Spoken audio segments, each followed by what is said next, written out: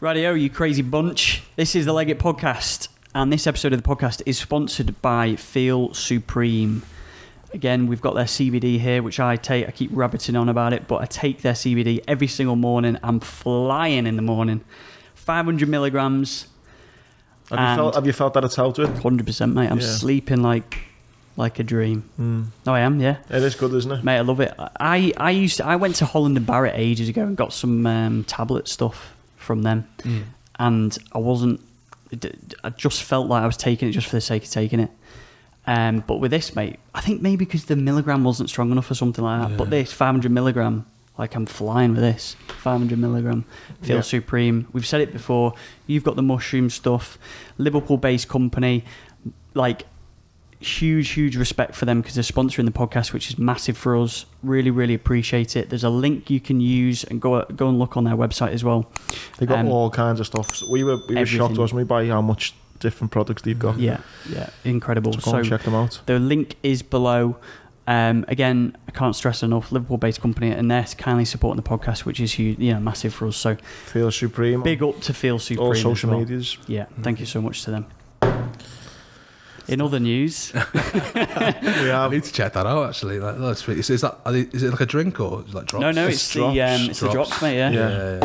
There we are. Look, you can see how many they finished it. I need to get a new one from them. So because I've tried drops and I've tried the vape liquid, and I find the vape hits you faster, but I guess it's personal preference. So. Yeah, of course. Yeah.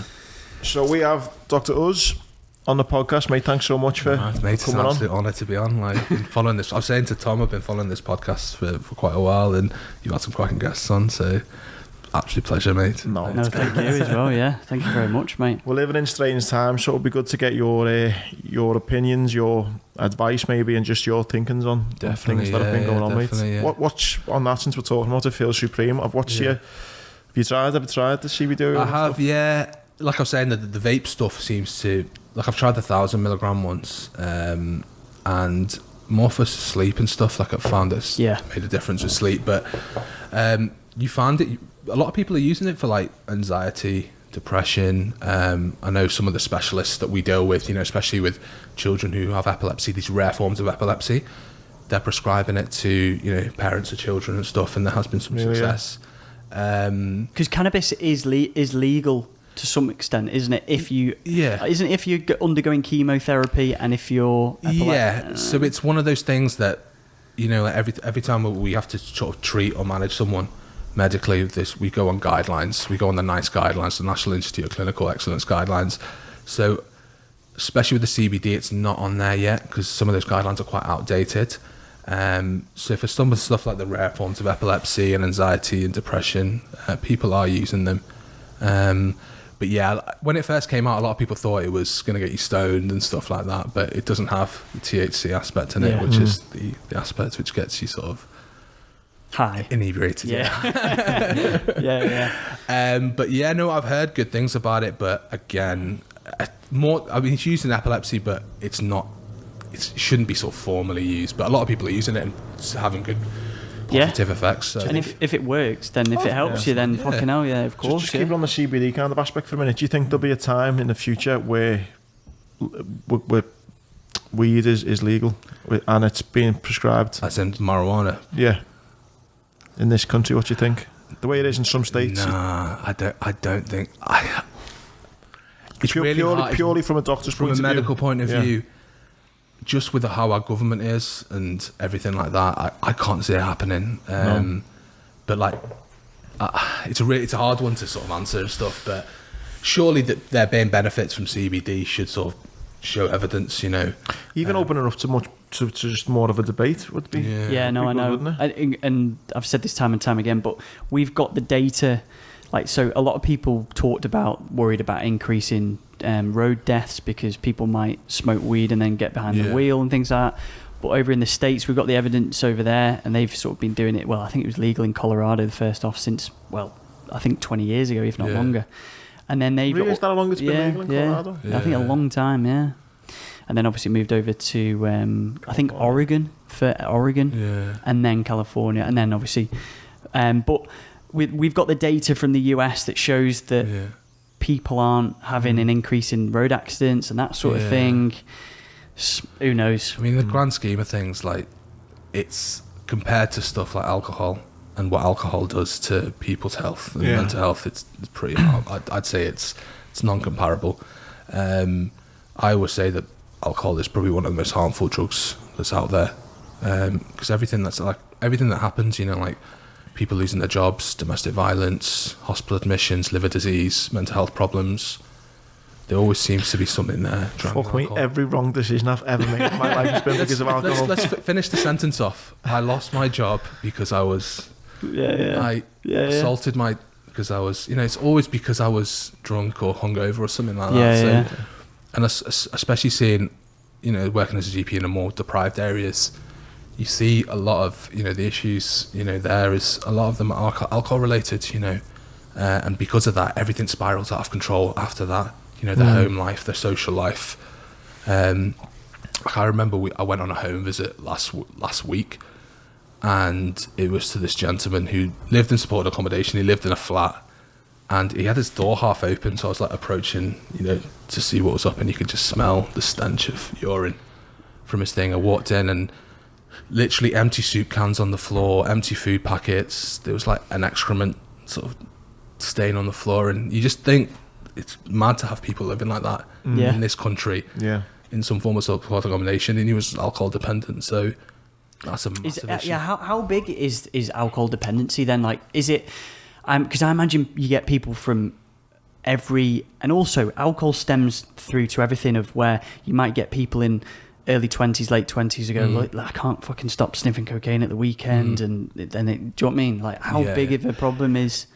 Huge. Like, I still, like, you know, because it's so accessible. Like, you know, you're not going to have some Coke with your Nando's, or you're not going to have some Coke with your Five Guys, but, you know, you can go have a drink with your Nando's, you can go have a drink with your mates after work, and then that turns into 2 bottles of wine a night, and the limit now is 14 units a week, which is what, like 7 double vodka and Cokes or something like that.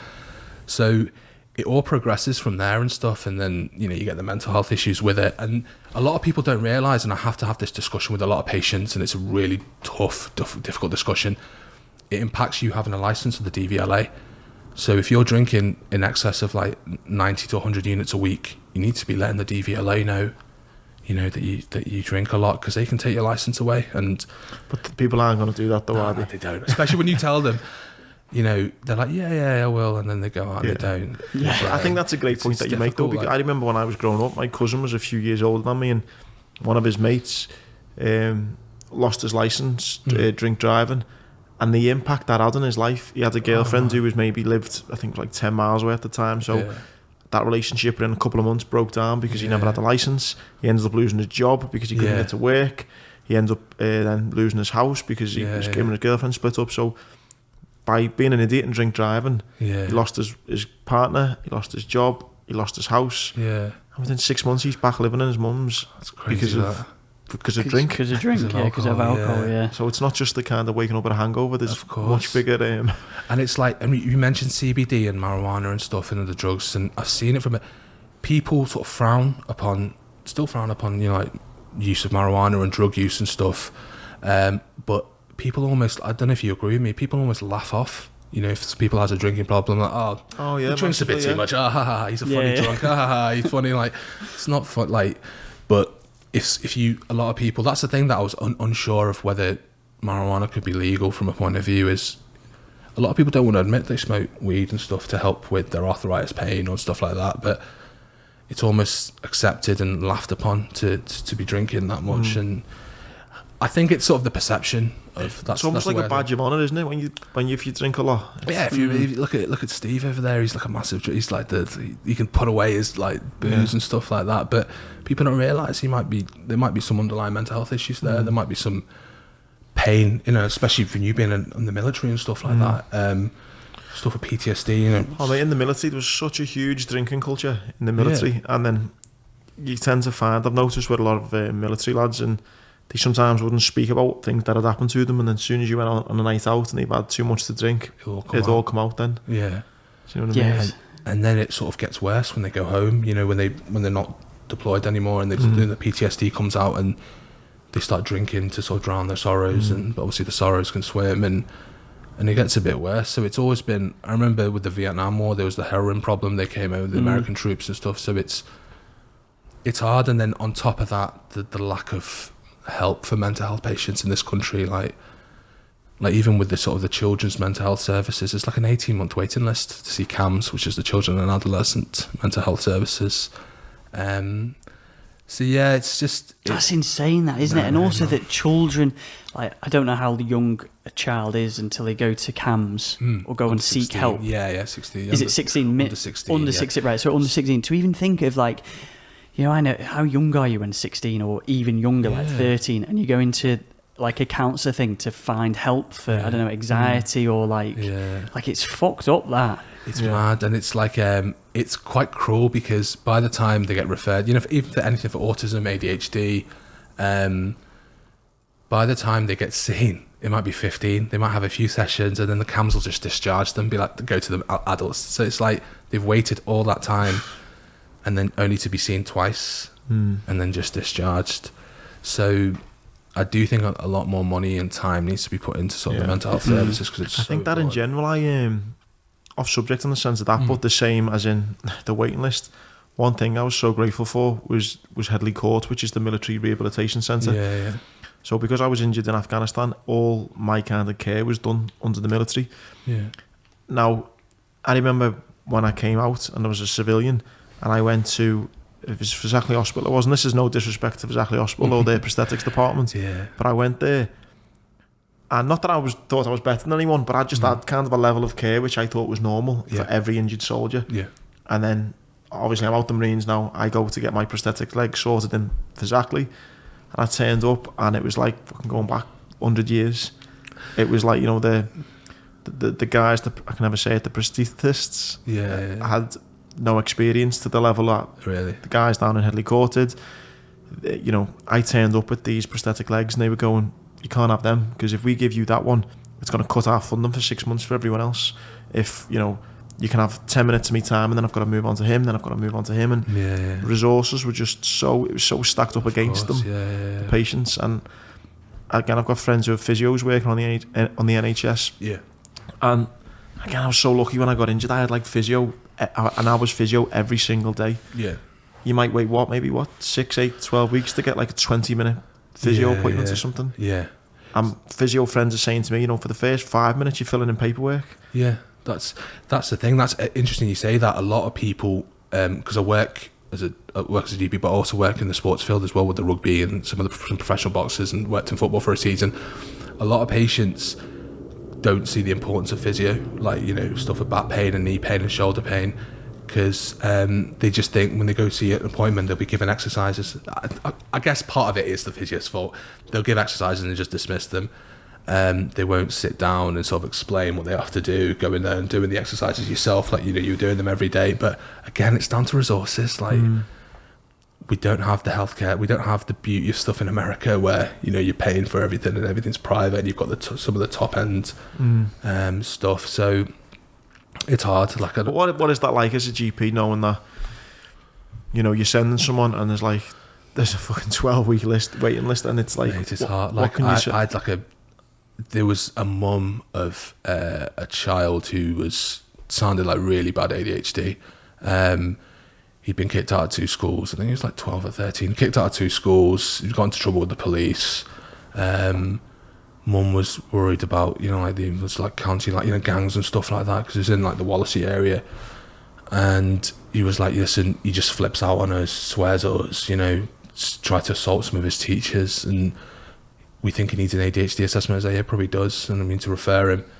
But I said to Mum, I was like, listen, the waiting list right now is 18 months. 18 months? 18 months, yeah, I mean, 18 months, maybe 12 to 18 months. Have you tried? And I was like, sometimes the quickest way is, a tip for the listeners as well, is going through the school, because the school have a better, you know, they can do it a bit quicker. She was like, she's been kicked out of 2 schools and we're struggling to put him into school. So I was just like, listen, my hands are tied. Like, I can refer you. And I can It's literally, so sad, it's just like, and then the brunt comes onto us, like, you know, like. Of course, yeah. Mate, I was like, I wish I could click my fingers and get you seen quicker, because it sounds like, you know, you're struggling at the moment, and a lot of parents, they might not be their only child, they might have two others and stuff like that. And they've got a job, they've got responsibility, you know, they've parent got household and stuff like that. So it's hard. It's like stuff with ADHD, like depression and anxiety. You know, we can manage at a grassroots level, but with, like I say, everything has to be with a doctor. Everything has to be done by guidelines, and under 16s, we can't prescribe antidepressants. It has to be done by a specialist. And ADHD, they're on specific, you know, they're on specific medication for that, which is like Ritalin, basically. Again, that has to be prescribed by a specialist. To see a specialist is that big waiting list. So it's really, really hard. And yeah, it's tough. Like, funny enough, talking about Ritalin, I did Ritalin once at university to help me focus. How was it? Yeah. Ritalin? It's like they call it now. Like a lot of people are trying to get hold of it because it's like a study drug, isn't it? Yeah, you just stay focused. Just stay focused. 6 or 8 hours. Yeah. Some people just take it and they won't even study. They'll just start cleaning their room and essentially like speed. It's like speed basically. And the same sounds like that drug. Have you seen the film? Is it Limitless? Limitless. Yeah. Where he has to like expand his mind. Fucking Cooper like expands his mind and stuff like that. I just remember taking Ritalin and going. It sounds like a performance enhancing test. Honestly, said to me, "Do you want you need to take one of these? It'll help you do your assignment or whatever." And I just remember they were like, "Whatever you do, don't go on Facebook because you'll keep scrolling like that." So I took big, it. Long statuses. Yeah, I was just like, honestly, I was flying. I was like at 1 a.m, big long text messages to your mates, how much you love them. Yeah. Did it help? Did it? Mate, I must have sat at the computer. I used to smoke back then at uni, and I must have been at the computer for 6-7 hours just like that, just typing. Yeah. I was flying. Yeah. But I did it once or twice after that. But mate, because it takes your appetite away. And your heart rate, you just like.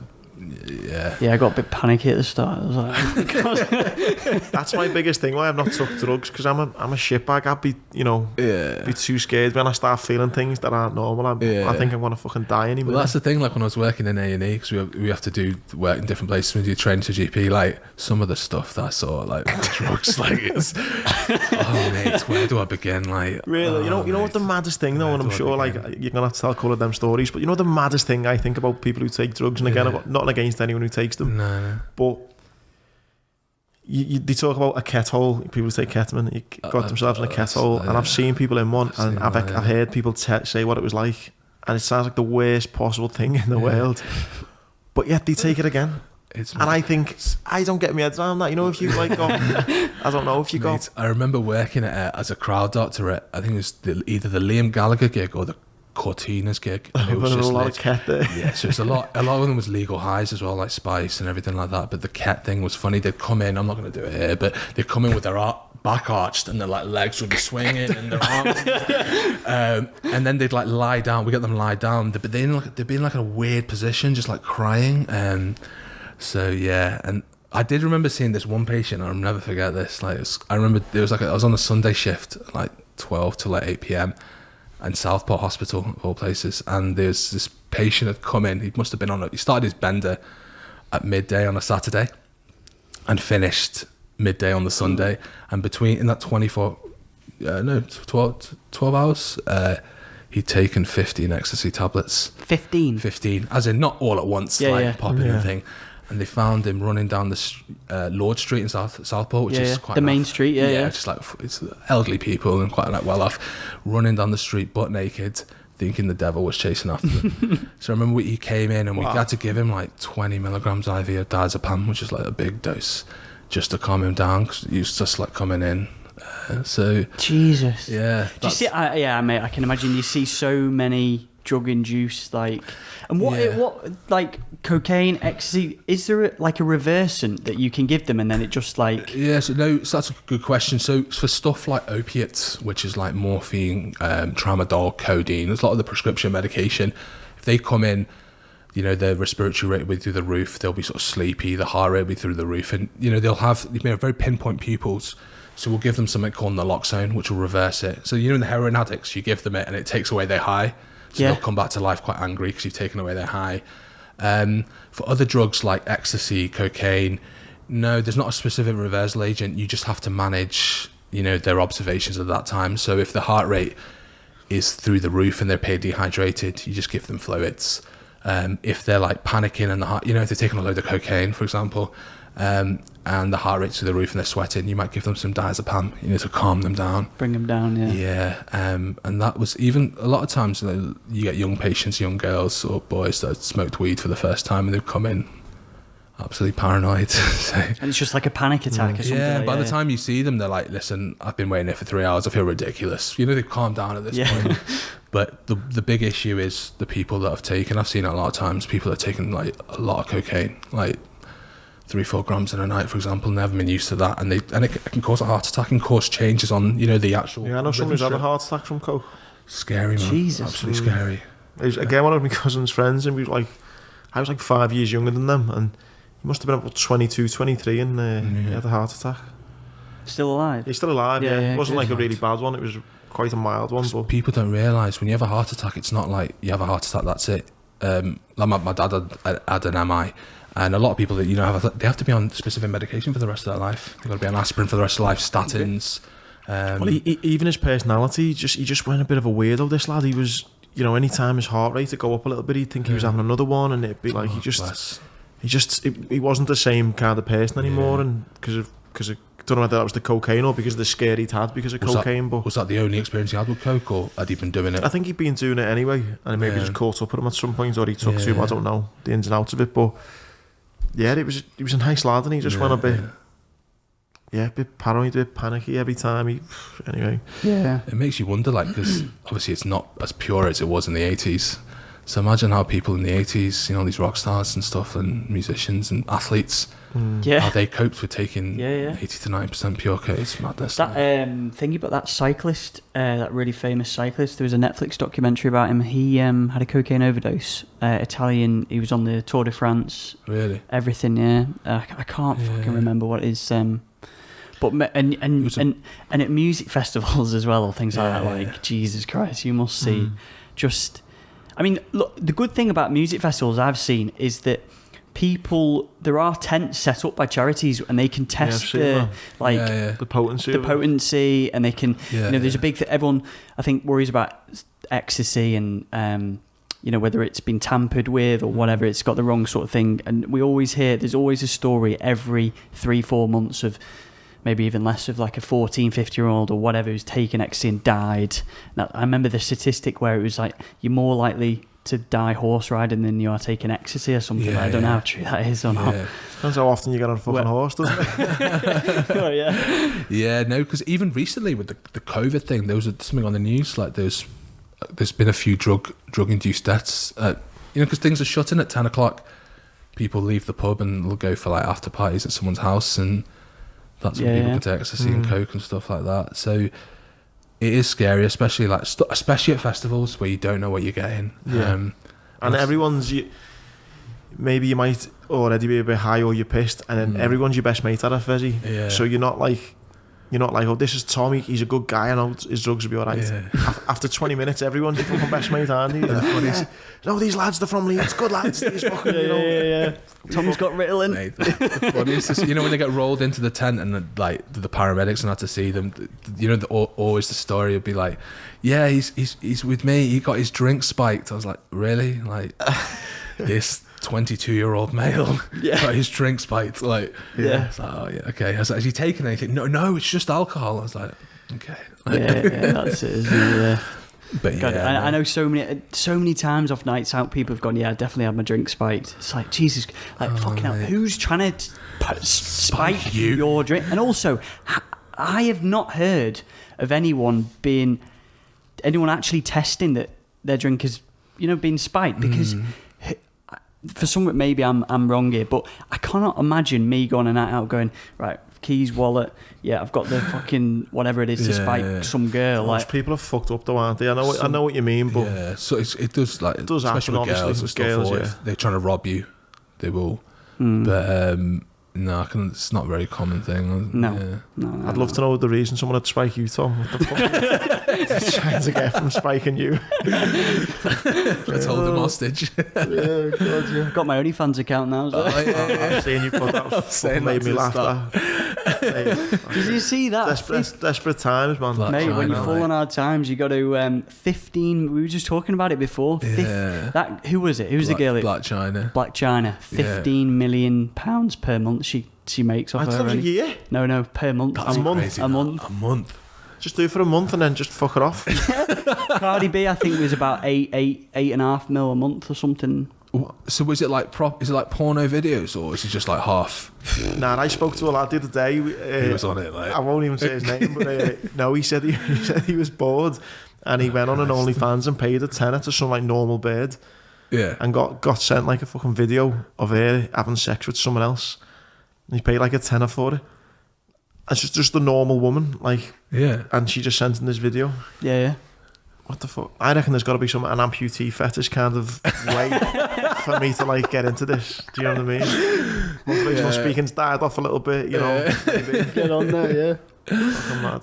You know what the funny thing is as well, though, with like different things that I've found, like our conversations can sometimes go like that. Yeah. It probably brings us on to like Corona, but what's so funny is I should backtrack a little bit. So one of the reasons as well, because was when we said about we had Dean on and Dean's talking about the vaccines and things like that, and which was great to have you on to give your say. Yeah, definitely. But what I think is so fucked up about 2020 is I was in the gym the other day, and this is how it's all linked. Yeah. My mate says, went for a meal with me missus and didn't have my card on me, only had cash, and we paid, and then he comes over and says, oh yeah, there's the bill, and I put my cash down, and he said, oh no mate, it's only card only. He's like, what do you want me to do when I got cash? He said, well, I don't know, but we don't accept cash no more. And he was like, well, what do you want me to do? Fucking start washing the pans in the back for you? Like, I don't know what you want me to do. So it went from this, and then we're all having a little debate in the gym, and it went from that to, oh lad, it's because they want a cashless society. Well, who does? The government. That's what they want. They want to try and track and trace you. Well, that's why they're going to do these microchips, so they can fucking have you know where you are and all that. That's why they want to do a vaccination. Yeah, that's what this corona is. It's because of the vaccination you want to do that. And it's because of the corona, because of Bill Gates and the World Health Organization. Did you see who was on the World Health Organization? They were in the UN. Did you see who was in the UN? That fucking Epstein's wife. I was literally going to say, is this going to get to Epstein? Epstein's wife was on the UN Council. Maxwell or whatever her name is. Yeah, Ghislaine Maxwell. Ghislaine Maxwell. She was in the UN, sitting next to fucking Bill Gates, who's in the World Health Organization, who's fucking lobbying the big pharma companies. Maxwell was on the fucking flight with Bill Gates the other day to fucking Pedo Island, drinking the kids' blood. And within 60 seconds, it's gone from, I went for a meal with my bird and I couldn't pay because I never had my bank card on me, to fucking Maxwell and pedo parties and fucking mate, Bill Gates and fucking... And the problem is with Corona's obviously a thing, like a genuine thing. Of course it is, yeah. That's there. And no doubt there are fucking paedophiles in elites of society, like there are in every walk of life. But 2020 is that fucked. It's just all coming and it's all linked and it's all this and it's all that. And what I've found personally is it's probably like this with society thing at the moment. It's no one can kind of meet in the middle. It's kind of like you're either there or you're there. That's it, mate. That's it. No one wants to kind of come to the middle and have a debate and go, well, actually, I believe that, I believe that, but it's... Well, that's the thing. Interesting you mentioned Dean, and I was saying to Tom, I messaged him on Instagram, like, because he put something up, and I said, listen, mate, we'll probably never agree with... he put something about vaccines. But as a doctor, I might not agree with your things, but I do agree with one thing, like, no one should be forced to have a vaccine. No one should be, in the same way, no one should be forced to have medication or a vaccine or an operation if you've got capacity. And fair play to him, and like, he's obviously spent a lot of time doing the reading, and the problem with there's a lot of health professionals, like, a lot of them will just totally discredit and look down on people who have these conspiracy theories and, these way of thinking. And they've historically always been like that, people who are against vaccines. And I think it's great, if they people should be entitled to have their own opinions, their own thoughts. And if they don't want to have a medication or a vaccine, they shouldn't, it's... Nothing should be forced upon. And, I agree. Yeah, and we were talking about it on the phone and stuff with the vaccines. I mean, what would that happen in the sense of... Dean thinks that it's going to be mandatory. How can you as a GP,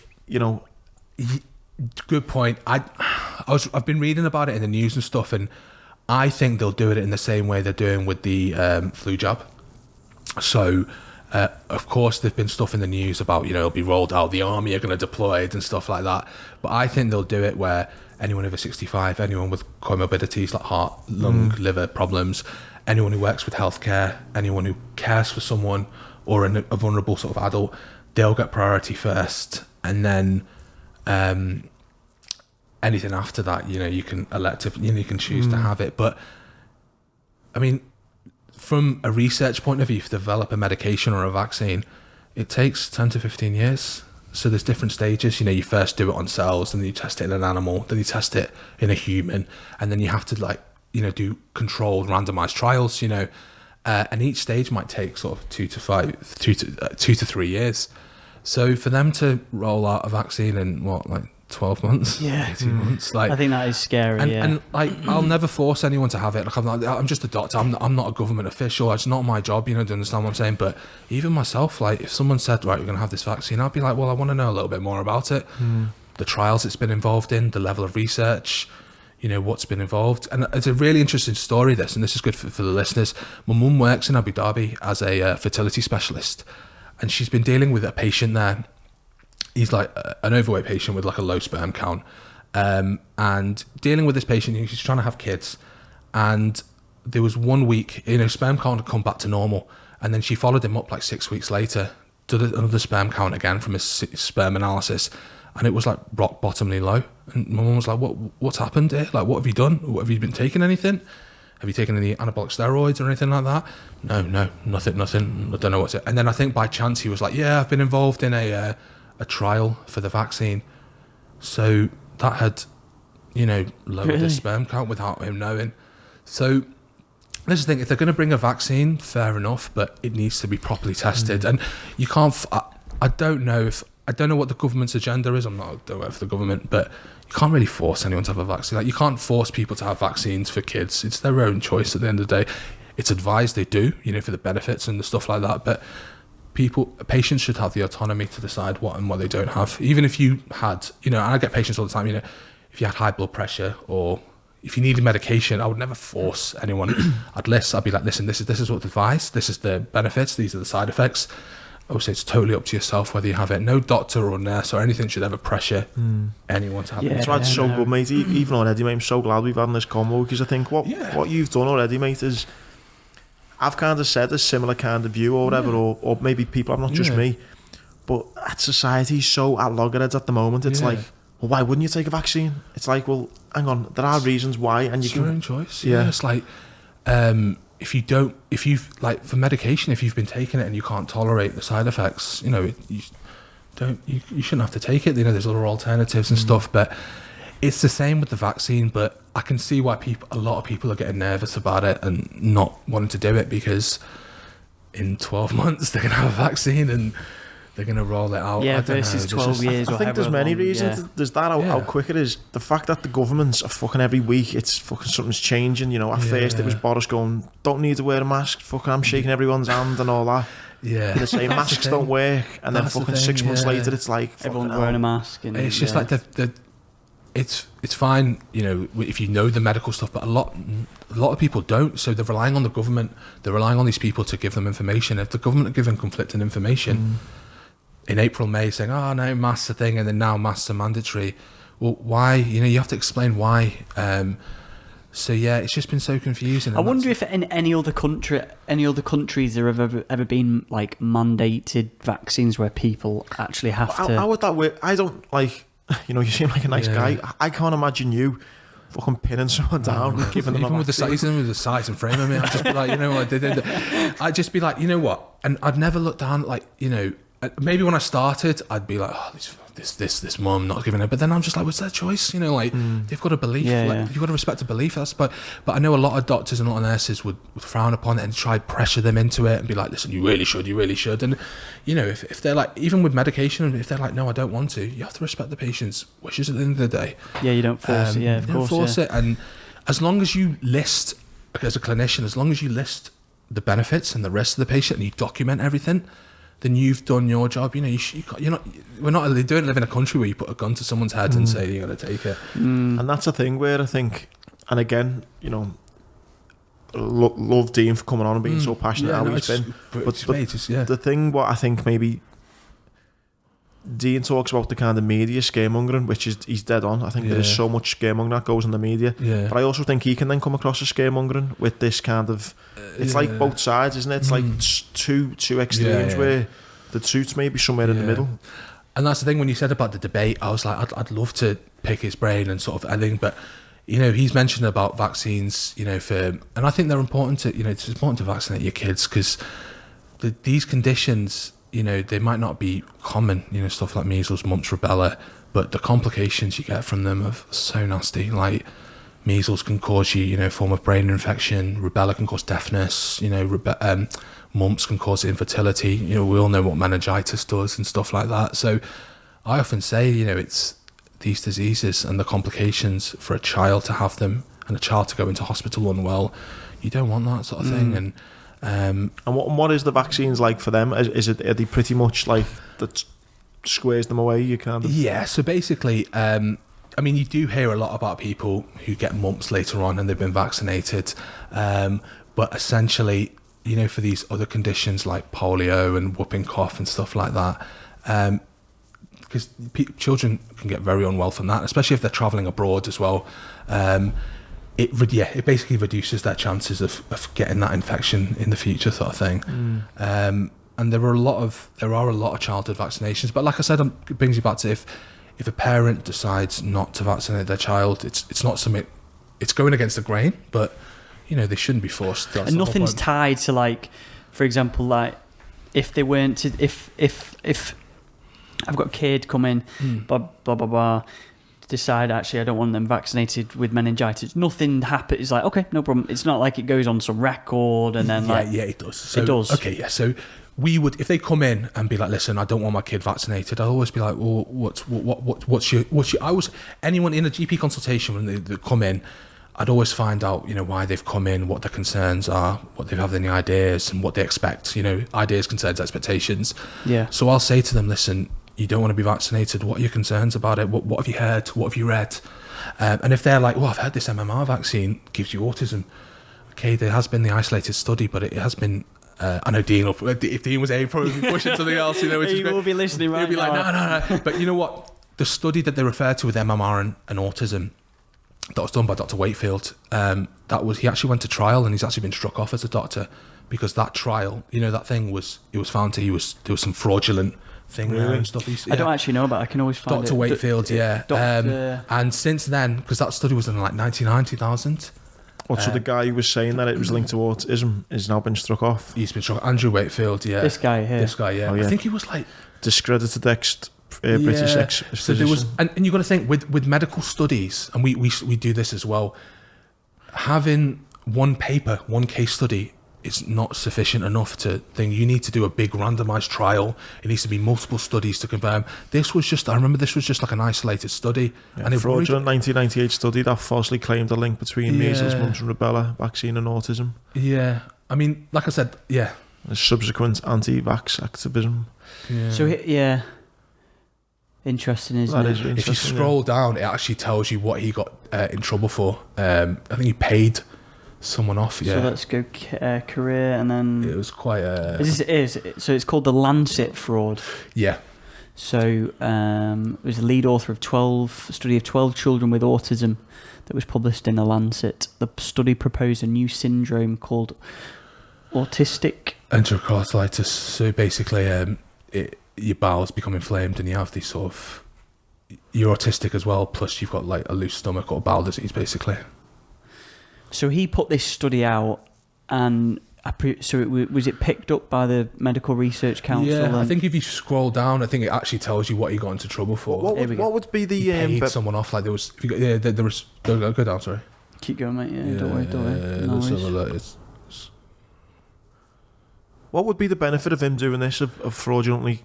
You know, what's he getting from this? Here we go. The General Medical Council. Fraud and conflict of interest allegations. There we go. Yeah. I don't honestly know, to be honest. It just sounds like he's a bit of a dick move, doesn't it? Yeah. Why would you lie about this? And yeah. But the fact that... So it says here, the Washington Post reported that Deere said that Wakefield predicted he could make more than $43 million a year from diagnostic kits for the new condition, autistic.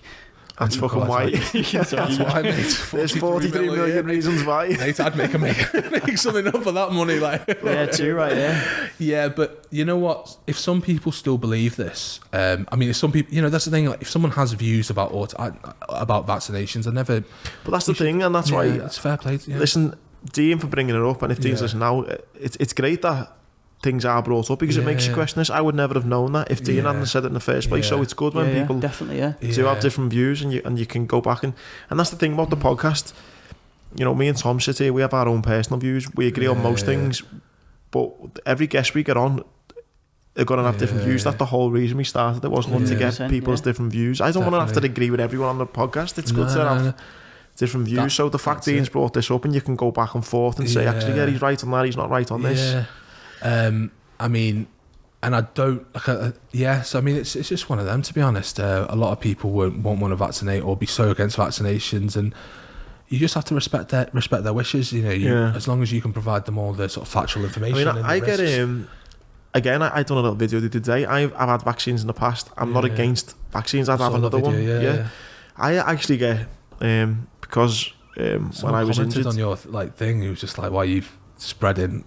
Oh yeah, someone told me to stay in my lane. Stay in your lane. I was like, what? Fucking like, go away. Yeah. Get to bed. Like, yeah, there's some fucking whoppers on that fucking social media. Anyway, I haven't. Is this class as a vaccine? So I get, you know, a testosterone jab every 10 to 14 weeks.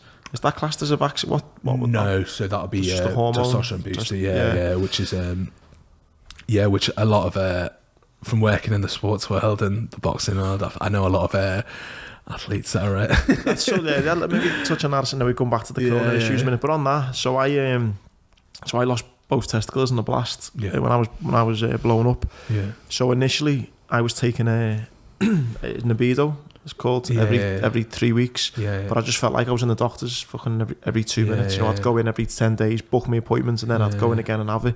And then I got told about one that you last every 10 to 14 weeks. So the injections into your buttock or thigh, sorry. Yeah, because there's also there's gel forms. There's gels, but you know, I'm in the gym every day, and I thought washing it on and off and stuff. So I chose to go for the injection. But what was funny is in the first few years, my dad would know when I'd need an injection because my mood would go a bit and I'd go low and I was a bit unmotivated and I'd feel a bit achy and I just, you know... And then I'd get the injection and I felt like fucking... And I've later found out, which you know far more than me, but if I competed, I would need to declare that. Yeah. So a lot of athletes that I've worked with in the past, there's a form called a therapeutic use of exemption. And this is what Bradley Wiggins had, wasn't it, for his asthma? There's a lot of it's more common in sports where you're mixing sort of strength and endurance, like boxing, combat sports. It's sort of like how do I say it? It's like a hidden secret, you know, where a lot of them are on it and they'll get a doctor to write an exemption form. I mean, there's rumours the current world heavyweight champion of the world had an exemption form, Anthony Joshua, and stuff like that's what you've been accused of and stuff like that. But a lot of what would the exemption be? Saying I've got a low sperm, a lot low. So I mean, I interviewed this for my own podcast, Doctor's podcast. There was a boxer that I interviewed called Larry Olabami, who was a British heavyweight, and he got done for having the EPO, which is what Lance Armstrong got done for. I watched the documentary on BBC. Incredible. It's like it basically so good. It basically EPO works as you know, when you go to high altitude, your body produces all these red blood cells, and the red blood cells are like cars. They carry oxygen around your body. So if you've got more red blood cells, you keep going and going and going. So a lot of these athletes like Lance Armstrong and even with the boxers, they'll take stuff like EPO, which I remember this boxer was saying that he'd finished a 12-round sparring session and he could just keep going and going and train, plus anabolic steroids. But he was like, it's so rife in the sport that he basically said 80 to 90% of elite boxers are doping. And back to your point about the testosterone, yes, the exemption form, it'd be so straightforward. They'll get a doctor to fill out this form and they'll they'll write a letter saying, I've seen this boxer, he suffers with low testosterone. They might even put a blood test result in there, they might not, and say that he needs to be on this. And they take the similar thing that I take then? It would be... Yeah. So stuff like, testosterone boosters, EPO.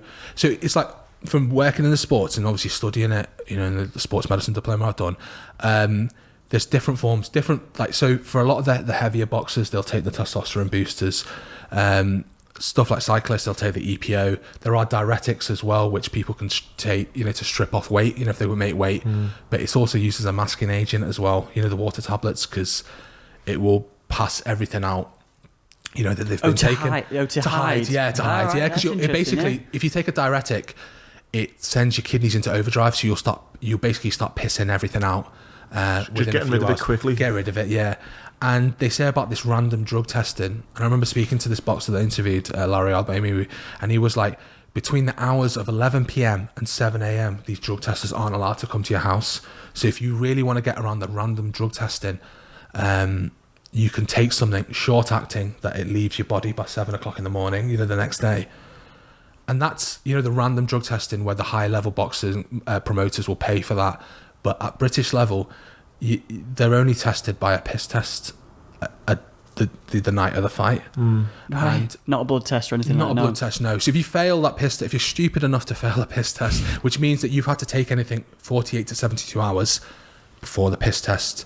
So, if you've been on a bender 2-3 nights before your fight, cocaine, it'll come up. But if you fail that, that's when they get a blood test. But that's why a lot of people get away with it, because it's just a urine test and that. And if there's that much money for some of these big fights, fuck me, you're going to have the best doctor who's timed it down, said if you can take that and then flush it out by then and then that. Yeah, they've got it all. Be a fine art, all the Welsh, all the big sort fucking Canelo with his beef, his Mexican beef. That was literal. That was the best one, wasn't it? That was funny. Like, got lads in the gym, trainers in the gym.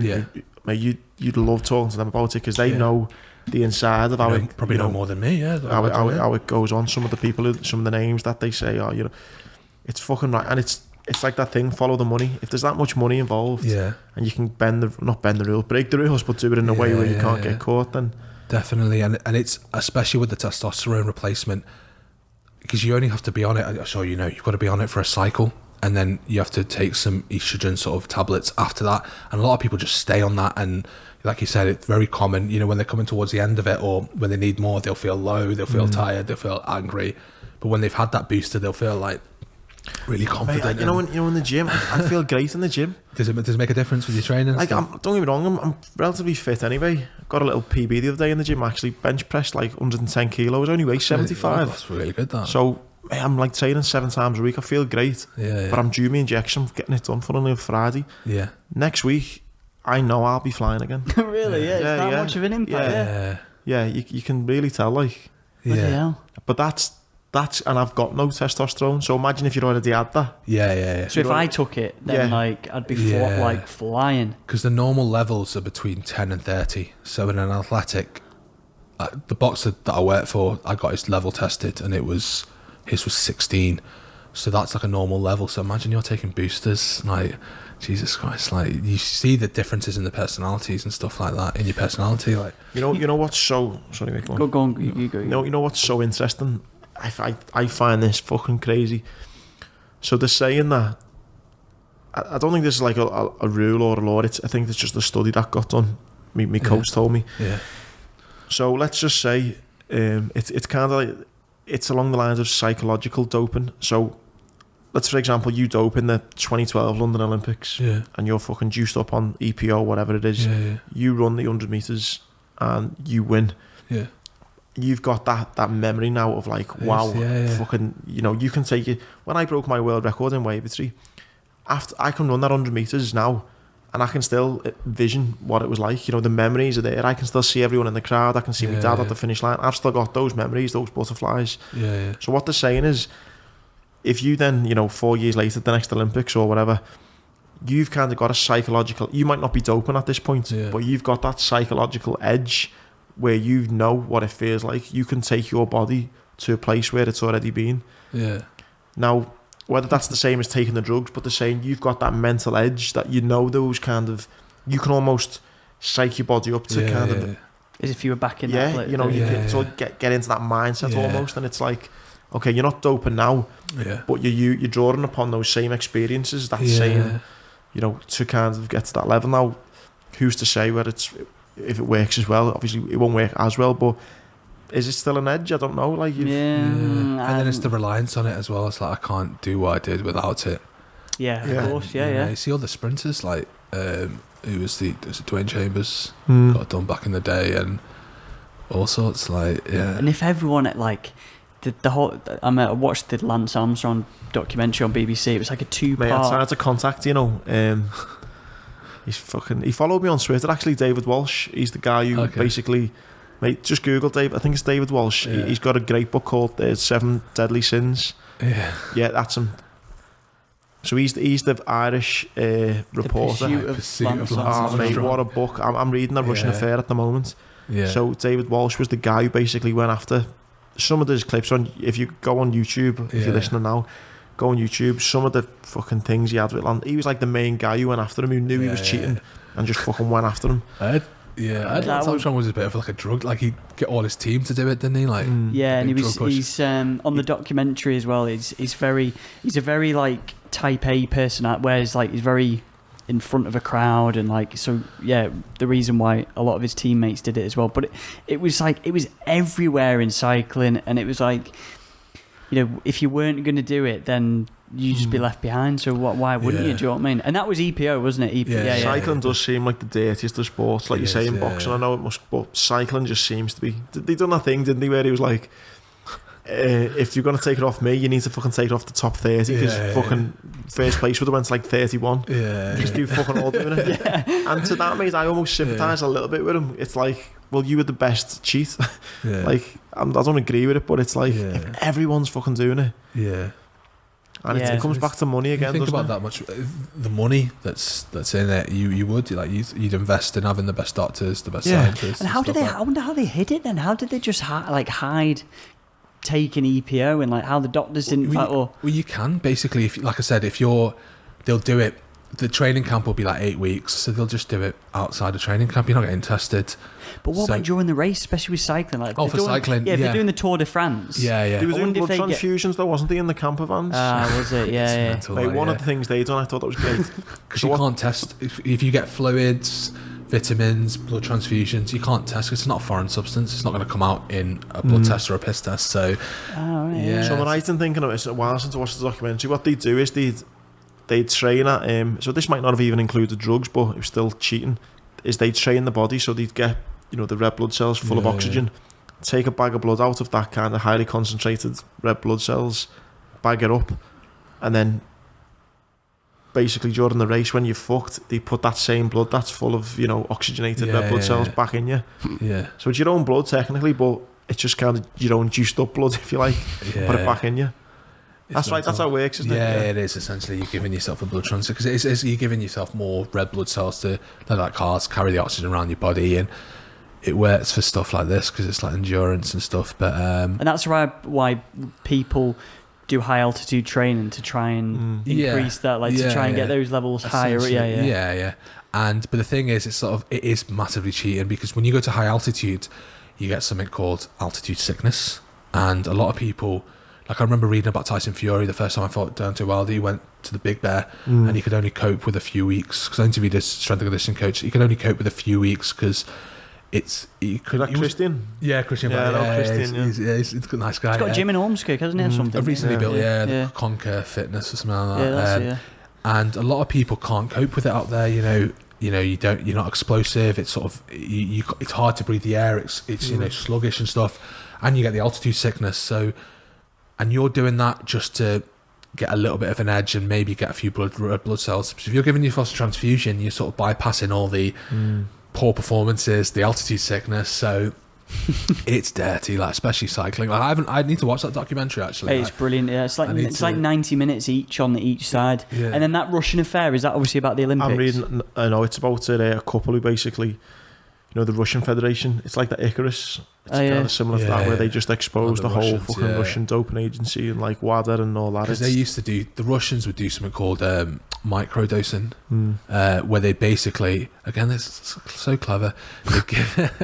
They give like they give them out a drug where the metabolites wouldn't be enough to fail a drug test. So you're giving the athletes a small amount of the drug where they have enough to notice the performance benefits, but it wouldn't be enough to fail a drug test, sort of thing. So it's about getting that right amount of whatever. Just under that limit. Yeah. So the common thing with them was something called meldonium, which is a performance enhancing drug, or anything else. It would be to specific dosages, but again, sometimes that can go wrong, and they can fail the drug test for that. If they don't get the right dose. I remember when we had who did we have on, and they were worried about even going to like, maybe it might have been Kev Ellison actually. Yeah, he's talking about the different products you'd eat. Yeah, different products. Even being worried, mate, about if he went to like a petrol station and like not picking up a protein bar or something, just in case, like of a brand he hasn't heard of, in case it's got something that they could then, like for some reason, fail his drug test or something. Of course, there's a lot of like, even stuff like if you've got to be careful with Lemsip as well, because it has like a sort of a stimulant in there. And a lot of stuff over the counter. That's why things are always, the athletes that I've worked with, it's best to sort of check.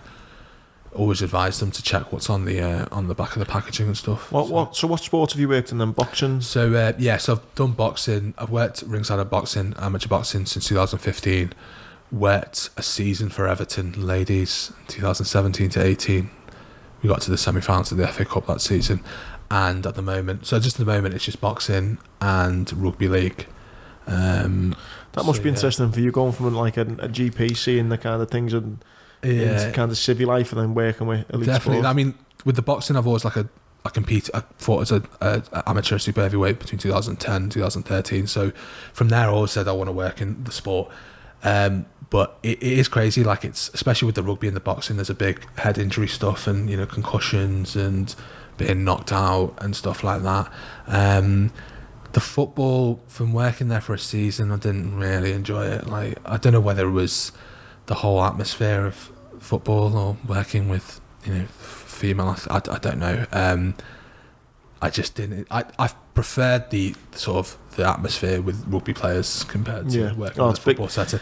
I'll tell you what, mate. It's just like, it wasn't for me. I wasn't into rugby, right? And I got asked to go and do a talk for Warrington Wolves when I'd done a talk for them. I played them.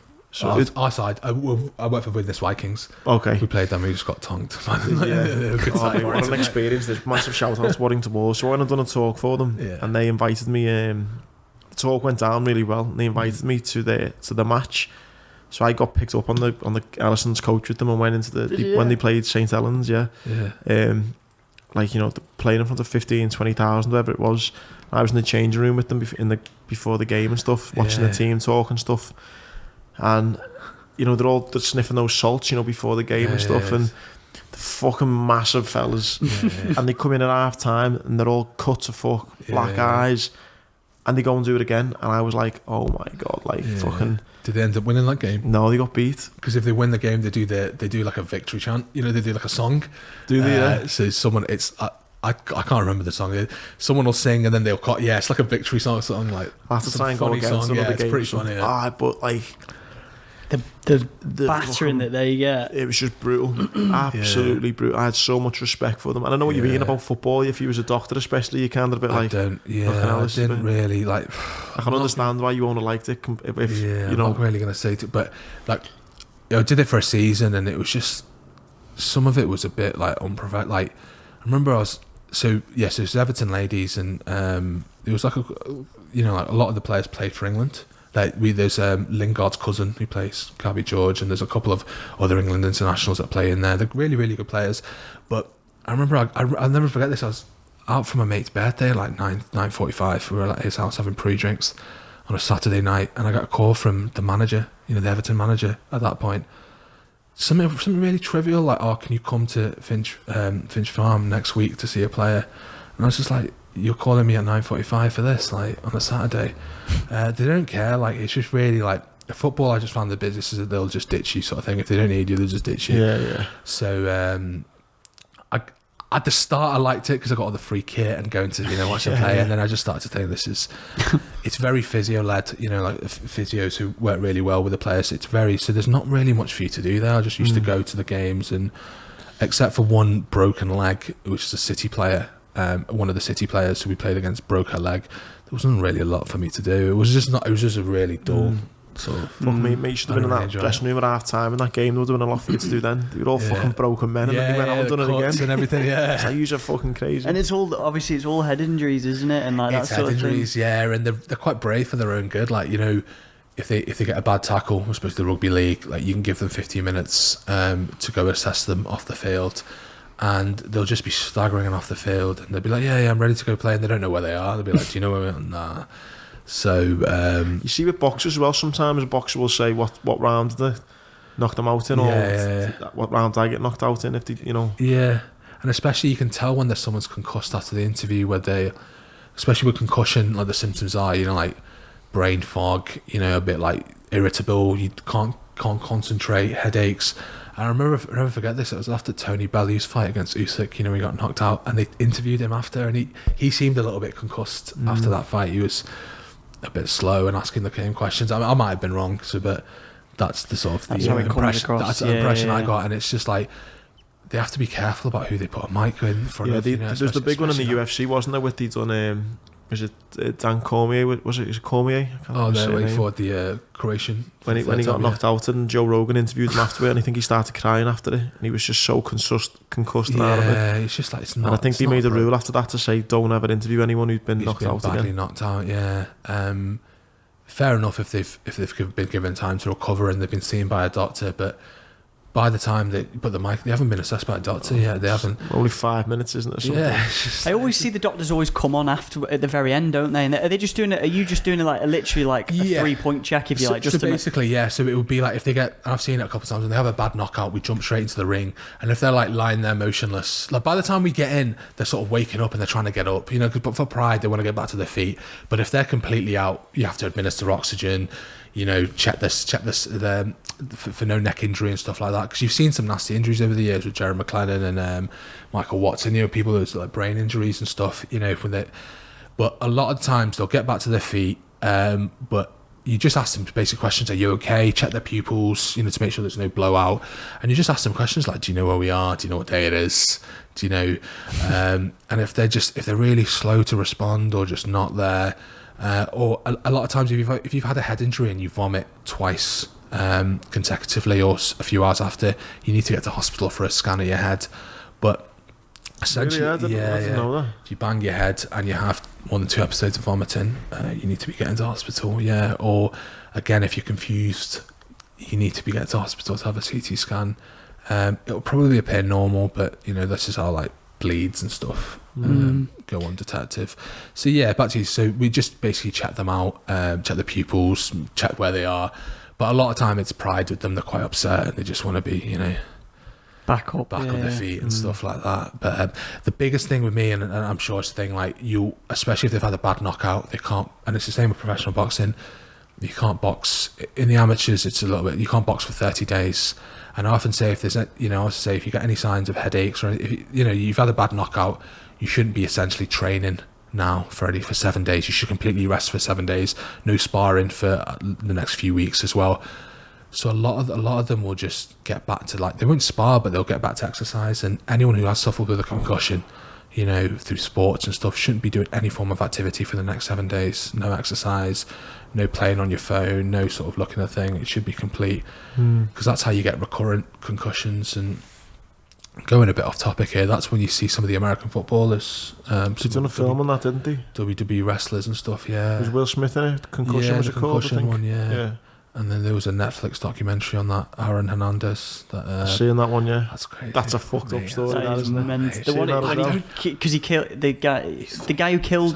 Crazy. He just killed his best friend, and then someone looked at him outside of a club. She shot him. Yeah. I don't know whether it was brain injury or the fact that, because there was talks about him being a closet, Yeah, he was gay, wasn't he? Yeah. So I don't know whether it was that, the anger, that It was just really strange. Like, that was fucking great. Yeah, it was Watch quality. that documentary. Netflix pull out the bag, don't they, with documentaries? Mate, it just sounded like $100 million contract, and it come out that like 2 days before he just shot someone and fucking went on a night out and just killed some random guy. Like, insane. It's mental. Like, but we had Paddy Pimlet on, and he, I think I mentioned this before. And he goes drinking after. Is that like? I think we even meant, because I even asked the question. Do you even like? Do you go out after? You like no. Especially, I mean, if you've gone and bossed the fight and just battered them, and you've taken it, you can go do what you want. But no, if you've been involved in any form of head contact, you shouldn't drink alcohol in the next 24 hours, 48 hours. You shouldn't be left alone for the next 24 hours. Ideally, you shouldn't be driving as well for the next few days. Is that just the reason why no alcohol? Is that because it can then impair you more, or is that just... So I mean, if you get any symptoms, it will mask the symptoms. You don't know what, it puts you into a more sort of not comatose state, but a more sedated state. I mean, you're not yourself, basically. So God forbid, if something happens, if you people who suffer with like bleeds on the brain and stuff like that, they'll start vomiting, or they'll start becoming a bit more sort of drowsy or confused. If you drink, it adds to that a little bit more. So it puts it in. How many boxers will go out and will have drank as well after like a big fight? Yeah. I mean, if they've had a bad knockout, they might be a bit upset. Go back to the hotel room and stuff like that, and that's probably the last thing they want to do. But no, it's just if you've won, you're just gonna try. Everyone would do the same 100% if you just won. But it's. Do you prefer the kind of the sporting side of things, or your job as a GP?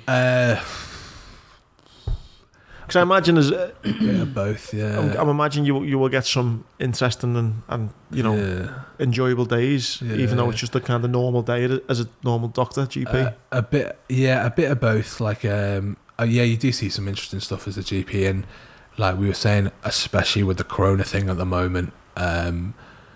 Like everything. Like I don't know how the public are going to take. Like, you remember we had everything clap for the NHS. Everyone was supportive of the NHS. I have a feeling I don't know whether everyone will turn on us like now, on the doctors. Because a lot of people are blaming like death certificates and stuff like that for the rises. Like it's. Have you read all the stuff about the numbers and everything like that? What do you make of it? Do you know?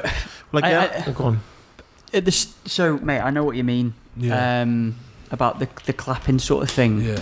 Because I feel like during that time, I think we've spoke about it before, during March time, everyone kind of fucking pulled together, didn't they? And everyone was like, like the clapping happened. Yeah. Everyone was keeping them in touch with maybe relatives who hadn't spoken to in a while, like old people calling, that sort of thing. That has gone to fucking shit, hasn't it? Yeah. Like, that ain't happening anymore. Yeah. So I think though it feeds into a little bit of the conspiracy stuff again, because it's like you hear things where if this all could be bollocks, but it's like what you hear. If someone gets placed on a ventilator, then the hospital gets more money, or if this goes down as a death certificate of corona, they get more money. Yeah, so I'll talk about the death certificate now, because it's like the feeling I get is that we're in on this. Doctors are in on this conspiracy. It's like, I'm just there to I'm just there to save your life and go home. Like, see my family and stuff. But with the death certificate, it's interesting you mentioned that. So how it works, it was more common at this. Like, I filled a few death certificates out where more so at the start, a lot of elderly would, for example, they'd get, say it's over 3-4 days. On the first day, they'd develop a cough and breathlessness and fever. And then over a few days, they'd get septic and get worse. And maybe on the 4th day, they'd deteriorate and die. For example, those elderly patients would have an order in form, a do not resuscitate order, which means that, and we can fully explain that as well, because there's been a lot of misconceptions with that. A do not resuscitate order means that, God forbid, if their heart was to stop beating or they would stop breathing, we wouldn't go and resuscitate them anywhere in the community or in hospital, just because resuscitation is quite an aggressive treatment, and they won't, even if they did survive, there's a small chance they did survive. And I often say to families, if you've got someone, my hands pressing down your chest, it's going to break ribs, and it's not a nice thing. And a lot of them, as well as having a do not resuscitate order, a lot of them would have an order where they've elected, if they get unwell, not to go into hospital. They don't want to go into hospital. They just want to peacefully die away at home. So say, for example, they pass away in those 3-4 days, there's no way of them getting tested, especially at the start where testing wasn't available that fast in the community. So if they are dying, if we've assessed them, assessed them at death and assessed them also when they've been very unwell, which we get called out for a home visit, if it's clinically looked like COVID to us, the symptoms, but they probably passed away due to a community-acquired pneumonia, what we call it. In nursing, it's called a hospital-acquired pneumonia. On the death certificate, there's different sections. There's 1A, 1B, 1C, and Section 2. 1A is the direct cause of death. 1B is something that might have caused 1A. 1C is something that might have caused 1B. And 2 is, other conditions they have that probably haven't caused the death, but have controlled, contributed to something. So, for example, if this elderly person has died over the 3-4 days, in 1A, I'd put, pneumonia. In 1B, I'd put COVID. And say they have diabetes and hypertension. In 2, I'd put hypertension and type 2 diabetes mellitus. So there hasn't been a test, but as part of the rules, it says if you've got clinical suspicion, you can put COVID down.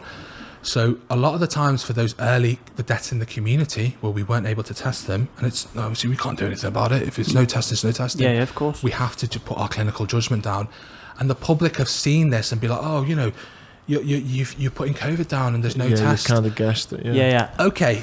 If you put that down as a second one, will that still go as the stats that we're seeing in the media? Yeah. So there's no way someone can die of COVID. They're dying of either a pneumonia, or they're dying of a clot in the lung, a pulmonary embolism, or they might die of a stroke. But they're all caused by. Evidence has been shown, in ITU and hospital, to be caused by COVID, the actual virus. So, okay, they haven't been tested, and the family, and there's criteria. When they see the coroners, you get them to the coroners. There's criteria of when the coroner needs to get involved. If the death has been less than 24 hours, if it's been suspicious, if there's been an occupational hazard, if there's death in police custody, if it's been due to an infectious notifiable disease, which is COVID. So the coroners can choose. So basically, the coroners wouldn't automatically get involved. So how it would work is we'd go see the dead patient. I'll talk you through it. We'd go see the dead patient, certify the death. We'd write everything down on the death certificate, and then I'd also have to fill in. There's a cremation form which comes in 2 parts: Form 4 and Form 5. So I would fill in Form 4, and I think this has really come into prominence since Harold Shipman, when Harold Shipman did his thing. Yeah. So on Form 4. This is for them to get cremated, for example. I'd have to list, again, the cause of the death. I'd have to say, was there any suspicions there? Suspicious death.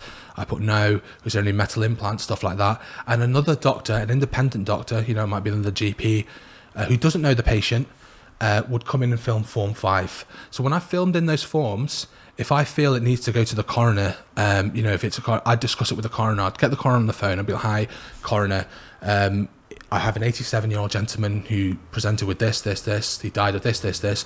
And the coroner would decide, I'll do a post-mortem, or no, it's nothing for me to get involved in. Families can, they've got every right to. They can choose to send them for a post-mortem, to find out a little bit more. And at that point, they could take a swab to find the virus and stuff like that. But at that stage, when your loved one will pass away, the first thing you want is a death certificate, because you want to start planning, the funeral and the stuff. Yeah. You don't want, it's a distressing time. You don't want to delay and stuff like that. So by all means, they can request the coroners, but it just delays everything. And especially with certain religions like Islam and Judaism, the funeral happens 48 hours after the death, so it happens quite quickly. So it delays everything. And them saying, listen, like we're just doctors. We're just here to do our jobs. I'm not controlling the government figures and stuff like that. But for the public to say, they've been forging these things, it's just like we just write what we see. I can't lie and say it's due to tuberculosis when there's been. Do you understand what I'm saying? Yeah, mate. The big one I think everyone always says is, certainly when all this came out, is so if you get hit by a bus and then 30 days later you get. Oh, it was 3 months initially, wasn't it? If you had it, and 3 months later, that would never go down. No, not at all. Not at all, because it's not a cause. It was being marked down, though, wasn't it? For what if it had it 30 if you had corona, recovered from it within 2 weeks, you've recovered from it. And you got hit by a bus. And then you got hit by a bus a month later. Nah, that shouldn't have been written. Like, I mean, if that was me, that's what the thing was in the media, though, wasn't it? I can't speak for whoever wrote it, but of course, it legally, it should be something that's caused the death. So, for example, if you got chlamydia 30 days previous, it's the same. You know, if you got infectious disease, and then you got hit by a bus 2 months later, the chlamydia shouldn't be going on your thing. You know, it's different if you have hypertension or a condition which might have contributed to your deterioration, or you know, that can go in section 2. But well, you know, if you're saying there, then you get hit by a bus, and let's just say, for example, you might have had COVID. You didn't know you had it, but you had it. You get hit by a bus, and then they do a post-mortem, and then they do swabs or whatever, and you got COVID. Would it go down then? No, because it hasn't contributed, unless it's contributed to the death. Okay. So hit by a bus, say you developed a bleed on the brain, so it would be an extradural hemorrhage on section 1A. I can't see how COVID would be causing this, but the beauty is, if you put something down, the other doctor that you get involved, you discuss it with the other doctor, and you discuss it with the coroner. So there's 2 other medical professionals you are discussing that thing. So it's not like, I think it was different in the Harold Shipman days where he just did it all. So there's different members of staff that would have a look at that. Yeah. So I mean, I can't. These conspiracies. Is there a compensation to the doctors or the hospitals or whatever get money for the COVID thing? Not for the not for the COVID thing.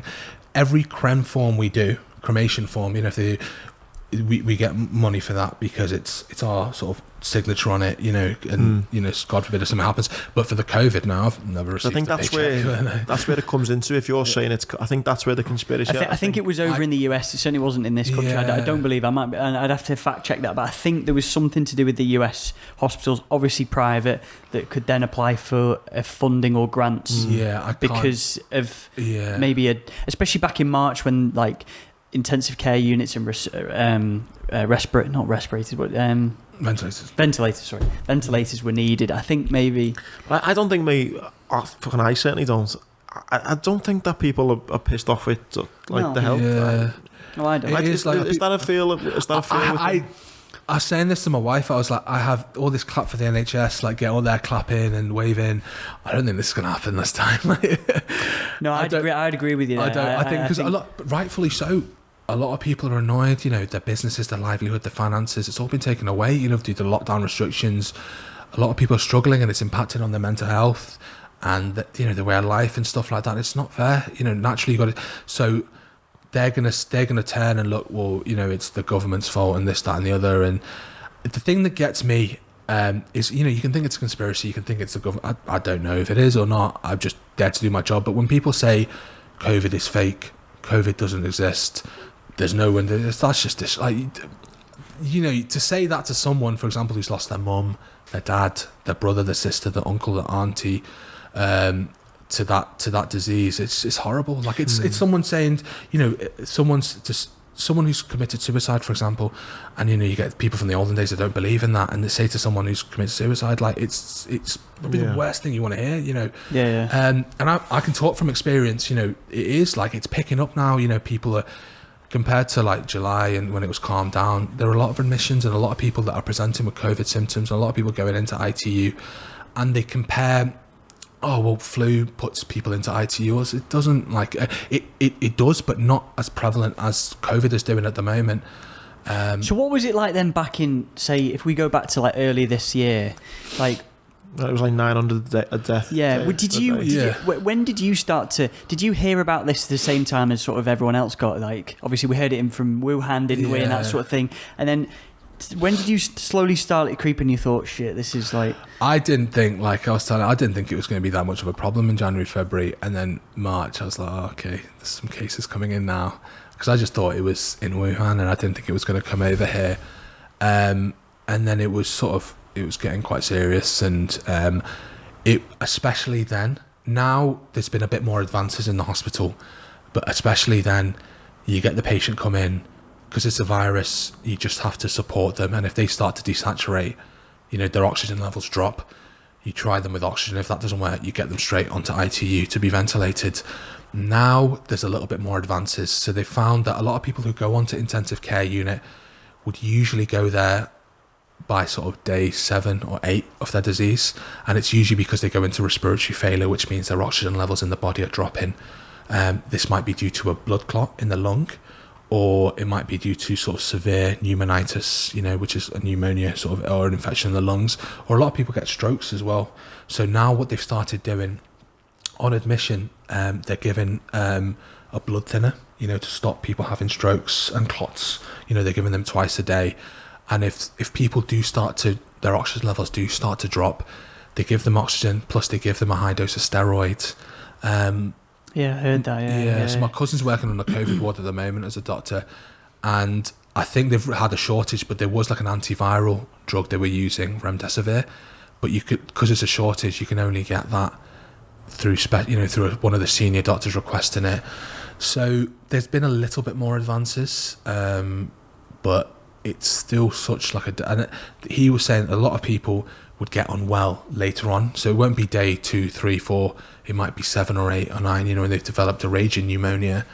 Well, what was the most common ages? Was it what you kind of see, elderly, but I was seeing a lot of middle-aged people, young people, and I always say this, if God forbid, if all of us were to get COVID, we might be bedridden for 3 days, we might be at home, might recover, but it's our mums and dads that I worry about. It's our grandparents, our mums and dads, because it's a lot of 50-year-olds, 60-year-olds, and they might not have any comorbidities, conditions, and they're getting very unwell as well. So for them to say, it's just old people, that's not very accurate. Because we were seeing a lot of middle-aged and some young people as well. Granted, the young people were the people that might have bad asthma, but the people, and they're also finding a lot of blacks, Asian and ethnic minorities are becoming very unwell, and I think they've linked it to maybe some vitamin D deficiency, which is common in Asian and blacks and stuff like that.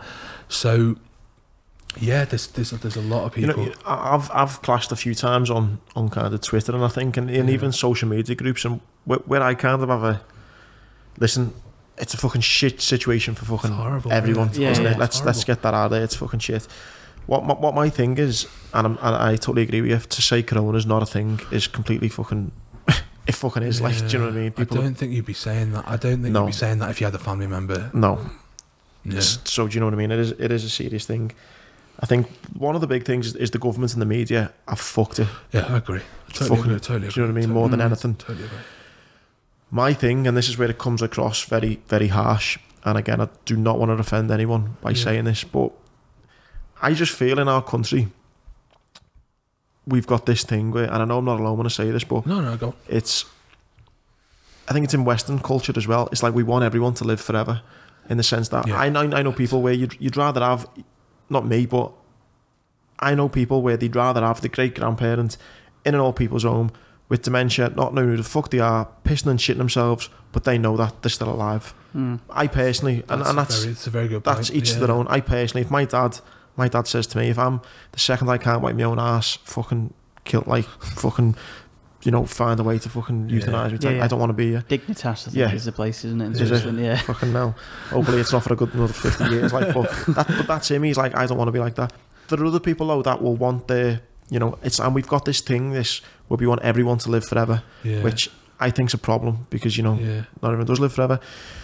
Which brings back to this point, and it sounds fucking really harsh, and I don't want to offend anyone. No, that's right. But for the people who are dying, from what and again, correct me if I'm wrong, but for what I can see, the stats and the figures, the people who are very sadly passing away, compared to the economic damage, people's mental health, people's suicide, the fucking job losses, the poverty, the food bank short, everything that's getting affected, I personally, overreaction sounds a bit of a wrong word to kind of use when people are dying. I don't mean it like that, but I just can't quite see how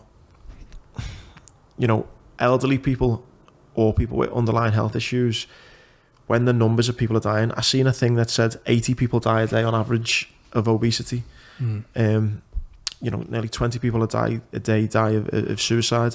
When you say now, one person died yesterday in Scotland, how many job losses have come from that? And again, I'm not saying it, I don't know what the right answer is, but what I'm finding and what I'm seeing as well with society, it started off at the beginning, everyone going, lockdown's the right thing to do. Let's save everyone. Lockdown. Yeah. But now people are losing jobs. People are skins. People can't go to the match. People can't socialise. People can't. It's hard, now people are going, oh, this is fucking bullshit. And it's like, well, hang on.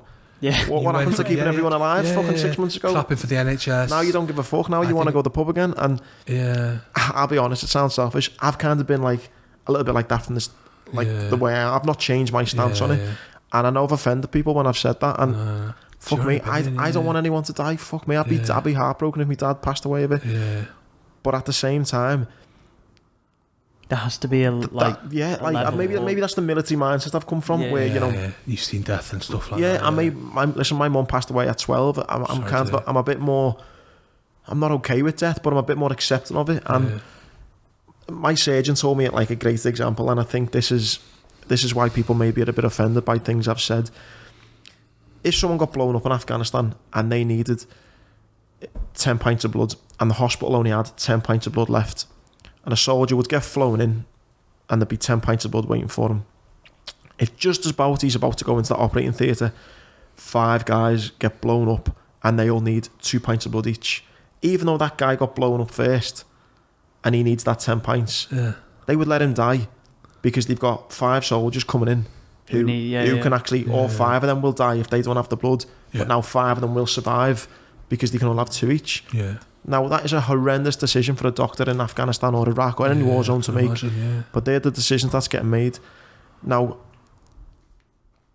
when you look at, again, the kind of what's happening, I just can't see, like, I'm not saying it's okay for people to die, but I just don't know how it's also okay for the economy to fucking do what it's doing. I agree, It's like, it's finding a balance. It's finding a balance, And... I can't see the government wanting to go into full lockdown again for 3 months. So it's, and they've talked about this thing called herd immunity, where they shield all the vulnerable and the elderly, and they let the young people go out there, and they give the elderly the vaccine, and they let the young people go out there, get the disease, so they build up antibodies and they build up this temporary immunity to the virus.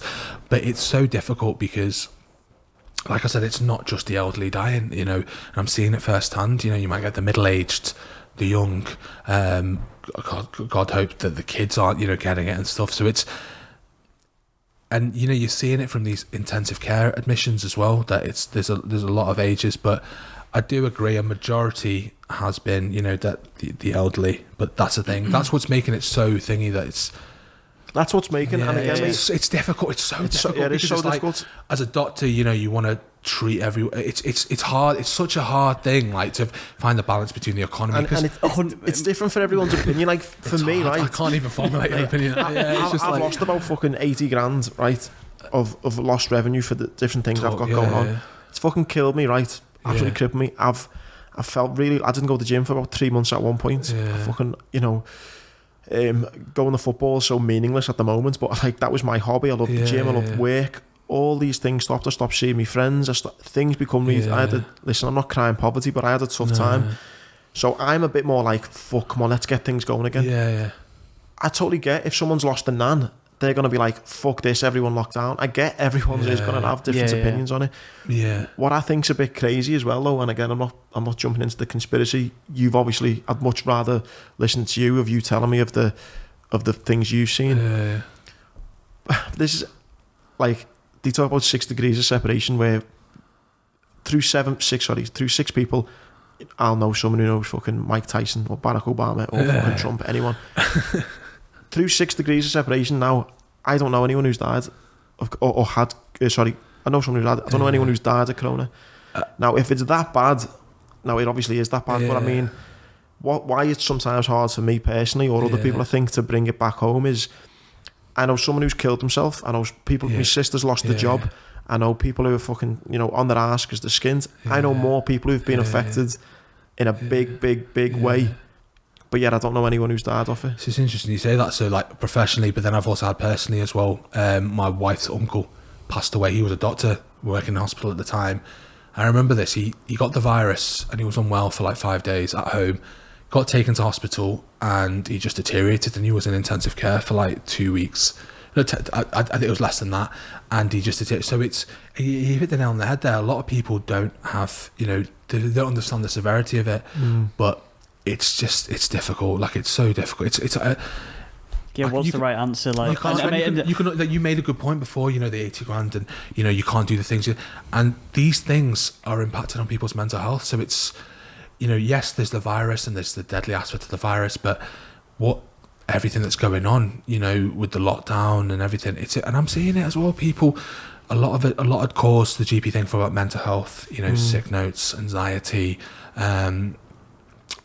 drug use, alcohol use, stuff like that. Because of this, people have lost their jobs, can't cope with their kids being at home, having to look after, when they should be at school. So it's more so at, the start when the schools got shut down, but you're seeing it from all aspects. If they haven't got the disease, they're getting the detrimental effects from the lockdown. So, and that's why I think, and again, I probably have just come across as selfish, and I apologise, but it's what it affects you and your family, isn't it? You're not Mother Teresa at the end of the day. You're not here to look after all the day. You have to think about your own livelihood at the end of the day. And I say, even if it was a war and you had the Germans bombing us right now, if the war went on for a long period of time, and people would start to question, why are we at war? And I'm sure that, with Iraq and Afghanistan and stuff like that. I don't think we should have been in either. Like, do you know what I mean?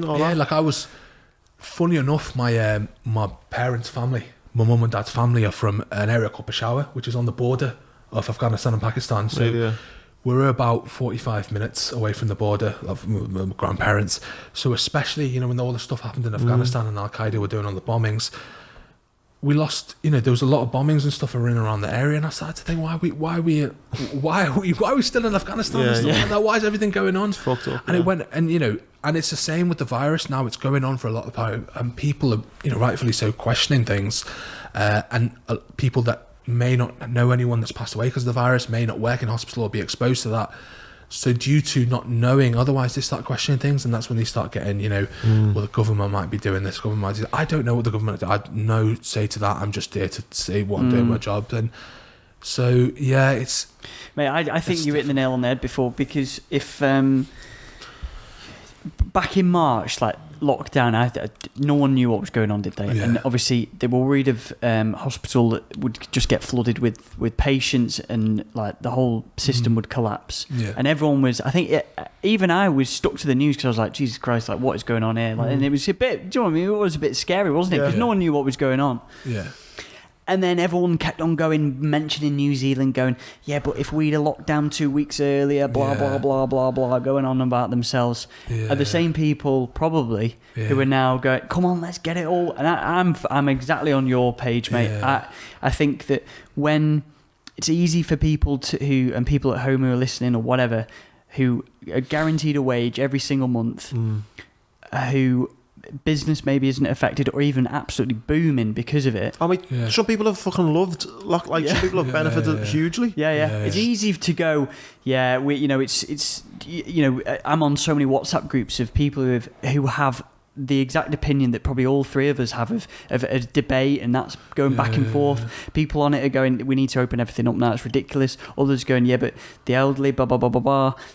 And like, so going back to it, it's like, if you are impacted with food on the table, with money not in the bank, then of course you're going to have that opinion. And I'd feel the same way. If I wasn't a doctor and I was struggling, I'd be like, what the hell is going on? Like, like, it's like, let me get out this house. There's no right or wrong answer, but it's like going to someone, Andy, you're selfish for wanting the economy to get back to open up lockdown because you're putting my nan at risk. And it's like, okay, possibly am. I apologise, but okay, you go and tell a fella who's just lost his house. He's got 3 kids. Who's got 3 kids and a wife. Has lost his job, lost his house, and is now fucking, living in his fucking in-laws fucking bungalow with fucking 3 kids. You go and explain to him. This is the thing. Like, it's for. Listen, I've worked in hospital, worked with hard-working staff in hospital, but in hospital. People in hospital, they're just seeing it from the event of hospital, COVID. Well, that's the thing, as a GP, I'm seeing through all angles, people who've got COVID, people who are coming to me with mental health problems because they've lost their job, they've got 3-4 kids. So you see these different angles as a thing. So I might not agree with, you know, like some of the conspiracy theories Dean presents, but you can understand why people are reading into it and why people are questioning things and stuff. And in many ways, mate, you're the best position to kind of, because you are, you know, you're an educated man and you are getting to see it from all angles, really, aren't you? More than most. You should never put anyone down that. Okay, the only thing I don't agree with is that does annoy me, and I'm one of it's when people are like, COVID is fake. Well, clearly it's not, but when they start questioning things, you know, the government and this, you know, that's fine. You know, everyone is entitled to their own opinions, and I don't know what's going on with the government. I don't know what Boris is doing. It seems a bit like the Donald Trump thing. It's a bit. Have you seen that recently? The Donald Trump. He's just got it, hasn't he? Or something? And he's just come out and he's looking all. I don't know. I tell you what was dead interesting on Donald Trump, and again, I think this is It's not. Personally think Donald Trump's a bellend, but yeah, he's a funny bellend. Like he's funny. Unintentionally funny. Like, but he come out, didn't he? And he tweeted. Obviously, he's got corona, and he's come out and he's tweeted that it's a lot like a cold. Did you see that? No, I didn't know. Yeah, Jesus Google Christ. It, mate. So he's come out and he tweeted. Oh, this is brilliant. He's tweeted. It's just like a cold, or something along those lines. Yeah. And Twitter deleted the tweet and warned him. You know, because like it's like. It's dangerous, do you know what I mean? It's just type in maybe sorry, I was going on his actual Twitter. Yeah, just so, like Trump deleted tweet or something, or like Twitter warned or something. Here we go. So, but what I think's really interesting about this though is, so he's come out and he said something like, is that it there? It's the one recently, is it? No. It's he's done I think literally last day or so. Anyway. That's what he said. Sorry, mate. Sorry, there. Yeah, so he's learned to live with flu season, just like we're learning to live with COVID. He's done something about. I think he's done another one. But anyway, it's been deleted by Twitter, right? Yeah. Fair enough, because it's spreading disinformation and it's whatever he said wrong. Yeah. But why aren't Twitter then deleting things where people are maybe saying that it's like worse than it is? If that makes sense. Mate. You can't. When censorship. He's saying it's not as bad as it is, which is wrong. But then there's other people going, "This is the worst thing in the world." Well, it's not. But if that's his experience of it, and if his experience of it is a cold, then that's his experience of it. Like that's like. The thing is, like, the thing that's really led people in the wrong direction is, and like I said, the government haven't helped this, and the media is the misinformation on social media. Jesus Christ, and. You can understand when people might not have a medic in the family or might not know anything, and they're reading stuff on the social media, whether it's, you know, playing it down or worsening it, and they don't know what to believe. Like, I think they should be cracking down on some of the stuff, like looking at, you know, big time, some of the fake stuff, some of the exaggerated stuff, and it, you know, that's the reason why I wanted to come on this podcast today, to try. Oh mate, I've learned so much already. Educated the death certificates, you know, the do not sustain, to the do, you know, stuff like that, because that's another thing that. A lot of people, you know, at the start were saying, you know, and you've mentioned it before, you know, we're in this culture where we want everyone to live beyond their means, and you know, in certain other cultures, death is sort of accepted, you know, more so in the East and stuff like that.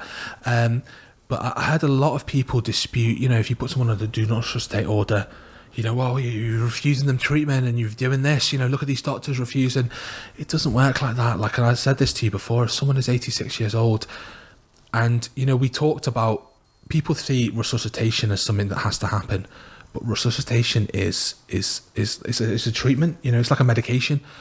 So we can decide whether someone is fit to have, you know, like someone, like, it's no different to someone being fit for surgery or fit to have a medication. If they're not fit to have it, we clinically wouldn't feel safe giving it. And it's the same with resuscitation as well. So a lot of these, you know, got, you know, really unfortunate, some of the elderly patients that, because a lot of time not everyone goes to intensive care unit. If you're a candidate to be resuscitated and you're a candidate to be ventilated, often the middle age, the young, they'll go to intensive care unit. If you're elderly or if you've got a lot of conditions before, you know, you're very, you know, heart disease and stuff like that, you wouldn't go to intensive care unit. You'd essentially before, you know, to be kept comfortable. So a lot of people would see a problem with that, you know, and it's to the fact that if they're not fit to be resuscitated, it's doing more harm than good. Because I would say, if on the small chance we bring your mum or your dad or your granddad or your grandma back to life, on the small chance, and I would say, if you've got someone like my size with the hands pushing down, it's not like the movies where, it's like they sweep in, they do a few things and they're back to life. It's an aggressive, and I don't know if it's a really aggressive, horrible thing. There's about 10 people around. They're all taking turns, doing chest compressions and stuff like that. So on the off chance the patient does come back to life, which in my experience of being a doctor, I've only seen one elderly patient come back to life from resuscitation, and he ended up dying the next day. Jesus. They'd have, at the minimum, broken ribs. They might be brain dead. There might be some other issues there. So at that stage, it's it's essentially a medical decision whether we choose to resuscitate them or not. And a lot of people who aren't aware of that will see that as we are, refusing them treatment, and that's not the case. Guys, we're just there to, if the heart. The only thing that we do is if the heart stops beating or thing, we wouldn't go resuscitate them. But anything else, we keep them comfortable. We give them oxygen, we give them stuff to keep them, to help their breathing and take the pain away. So that takes me back to the thing that a lot of people, they want their, everyone. I want my mum and dad to live forever. I'm sure you want your relatives and you do as well. But it's about quality of life, and especially when I go and do these home visits to these nursing homes. Hey, some of these people, they haven't had anyone to talk to in like a week. Yeah, it's awful, isn't it, mate? Like that loneliness and that's what I mean, mate. And it comes across as you like, oh fuck all the old people. Obviously not like that at all. It's not like. It's like, but people die. You get old, you get sick, and you die. Yeah. And that shouldn't offend anyone. Yeah, I know what you mean. The thing is, it's like a control thing, isn't it? Because like I think the other side of the point is that if you can control them not getting it, then of course, and young people going out and not caring, and you see all the scenes from Soho and people like that. So like there is like, listen, I get both sides. You know what I mean? And so do I. So do I. I get both sides, but at the same time, for the government who've done a fucking shocking job. I agree. They also see both sides, and it's like they're scared to pick a side, and it's so we're just in fucking limbo, and no one knows what the fuck's going on. Did you see that thing that Patel guy said? He was like, if you're a musician or an artist, you're going to reach. Is that actually what he said? Well, he tweeted today saying that he didn't fucking. That is because I saw a lot going around, and I was like, I need to see if he actually said. If you're Michael Jackson, not by if you're someone like Jamie Webster, we've had him on. He tweeted saying, "Fucking hell, I've only been off the tools 18 months, and I've fucking got to go back on them again." He tweeted saying that he didn't. So he didn't say that? Well, no, he's saying he didn't. He tweeted today saying like, "Me fucking." Oh, it's there now. It's on the top of the three. Yeah. Oh, I mean, wait. I need to. What you said before, Tom, was good. But you know, at the start of lockdown, it was the clap for the NHS. Fucking Rishi's banging out all these fucking grants to everyone. Everyone's fucking loaded. Yeah. Everyone's getting 50 grand business fucking loans, and everyone's on furlough, not having to go to the shitty job that they don't like anyway. And everyone's like, "Yeah, fucking lockdown's great. It's brilliant, It's great summer weather. Fucking this coronavirus is great." Now it started raining. But where I'm kind of not, again, this isn't a fucking place to kind of be having the last laugh or being, fucking told you so moments, but. I've fucking hated it from day one. But there was a lot of people who were like getting these fucking 50 grand business loans, were on furlough from the shitty job, sitting in the back garden in the sun, loving life. 7 months on, fucking money's running out, people are losing their jobs, people are fed up, now it's like, fuck it, let's just get back going again. Furlough's lasting to what, end of this month, is it? Is it? I think it's October, it finishes, Fuck me, I can't wait till they change the stance on people then. All these people who are having a go at me. It's like this.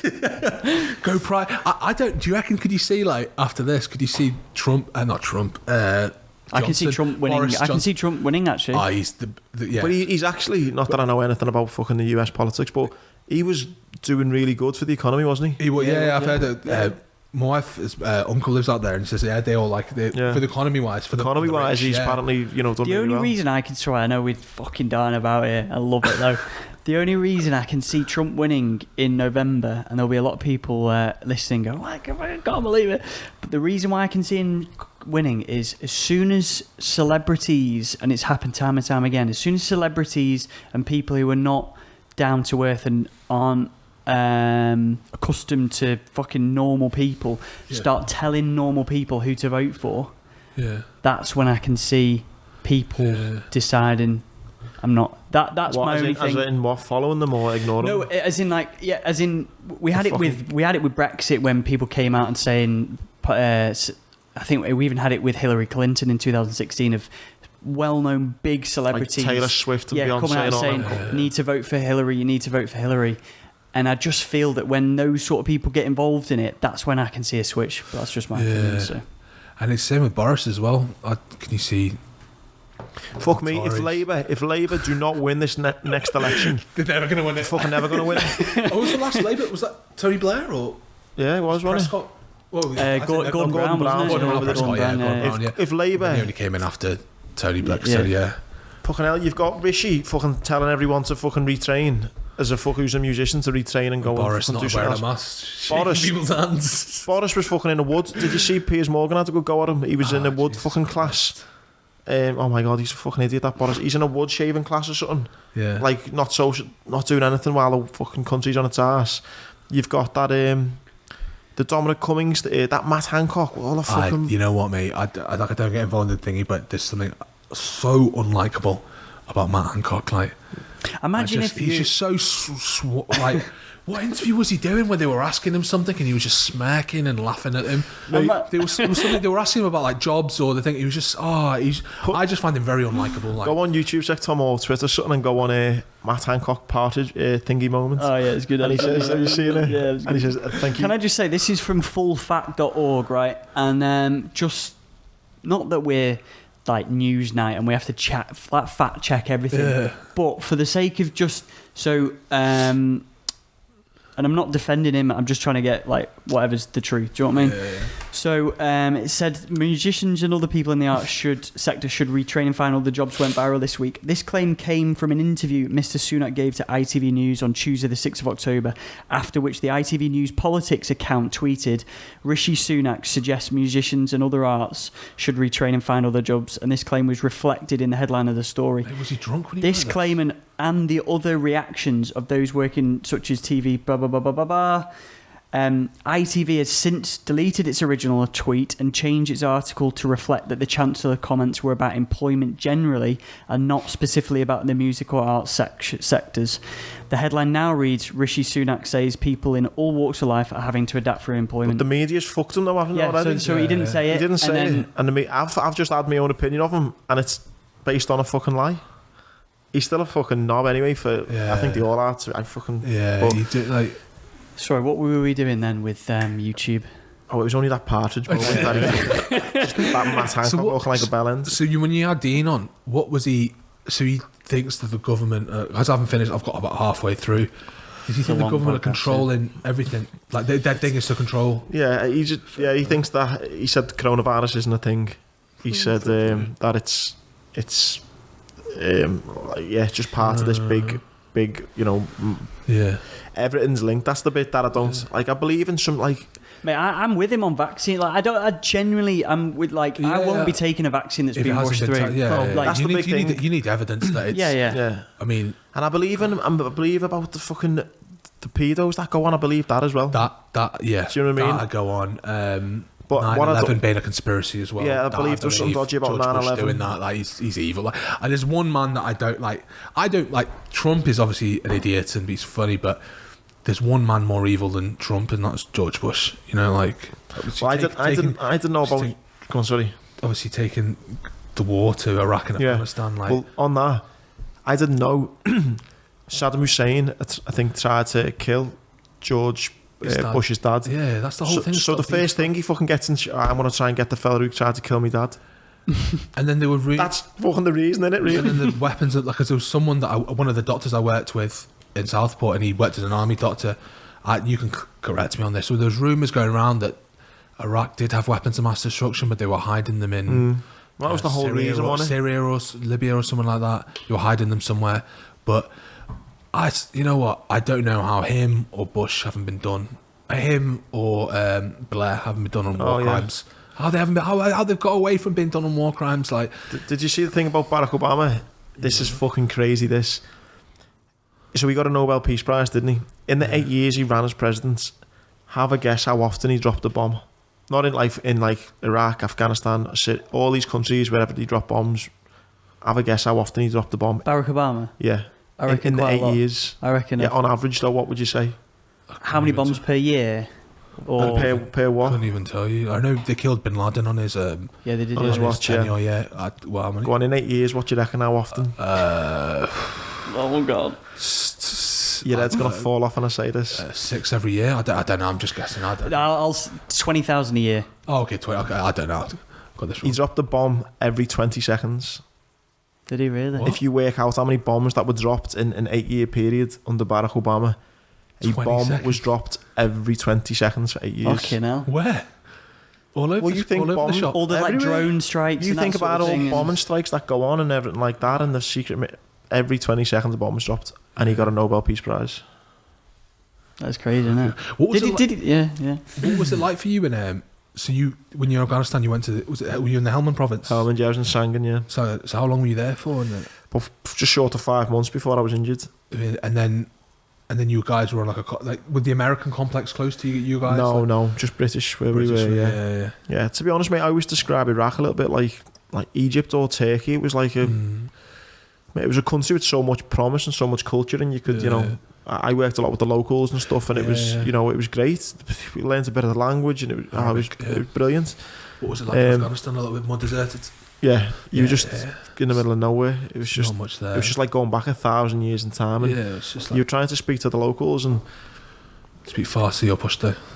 Well, not even that. It was just they didn't care, no. And it's such a shit situation for them because they were farming the fields for heroin. Yeah, for poppies. Opium, for opium. Thing there, So they're getting maybe $100 for a field, and then we're coming in saying, well, what the problem is, you're growing those crops and then selling it to the Taliban. They're selling it again, buying weapons and then controlling this. So we need to break this up. So instead of growing the poppies, we want you to grow corn. But you can only sell the corn for $10 a month now rather than $100. So you've got this poor Afghan farmer going, so now I can't make $100 a month, I've got to make 10. But if I don't do what he says, they're going to kill me. And if I don't do what you do, you're going to... So they're in this fucking shitty situation. And, you're there to try and stop terrorism. Was fucking occupying in Afghanistan for 15 years the right way to stop terrorism? No, it clearly wasn't. A lot of people don't realise that since the Russians... since they had the Russian-American thing in the 80s, which, the Americans used some of the Taliban and Bin Laden and stuff to fight that thing. The Taliban had... the Taliban had ruled that in the 90s, a lot of the 90s and up to... Well, they ruled that country. Yeah. It was, they've never been defeated when Britain was there, I think the 1600s, I think it was, or something. Russians have had to go... It makes you question, these... I don't want to get deep into it, my little views will come out. When you get these, when Americans go into these dictatorship countries and portray them as a bad thing. Mate, I know for a fact from speaking to a lot of Iraqis that grew up, under Saddam Hussein's thing, that Iraq was a prosperous country, financially and stuff. They had cinemas, everything was there. Okay, you don't do anything. It's sort of similar to how it is in Dubai and Abu Dhabi at the moment, the UAE. You don't do anything stupid. You don't go piss on the street because they rule the police and thingy forces ruled, quite strictly, but. Everything is safe there. You're safe there. You wouldn't dare of doing anything because you'd be at the heist of Saddam and his sons. Thingy. But that's what kept the country in line. Stuff and as well, Afghanistan as well, and then the Americans would go in for what? Some oil. That's it's just like Look what happened to Iraq as well with ISIS and how quickly ISIS spread. Well, by taking him out, it's just created a vacuum for everyone who thinks, I'll have a go leading it now. It's just created so many different little groups. But who the fuck is fucking Tony Blair or George Bush or anyone to say he's a shit leader when you look at the fucking things that they've done?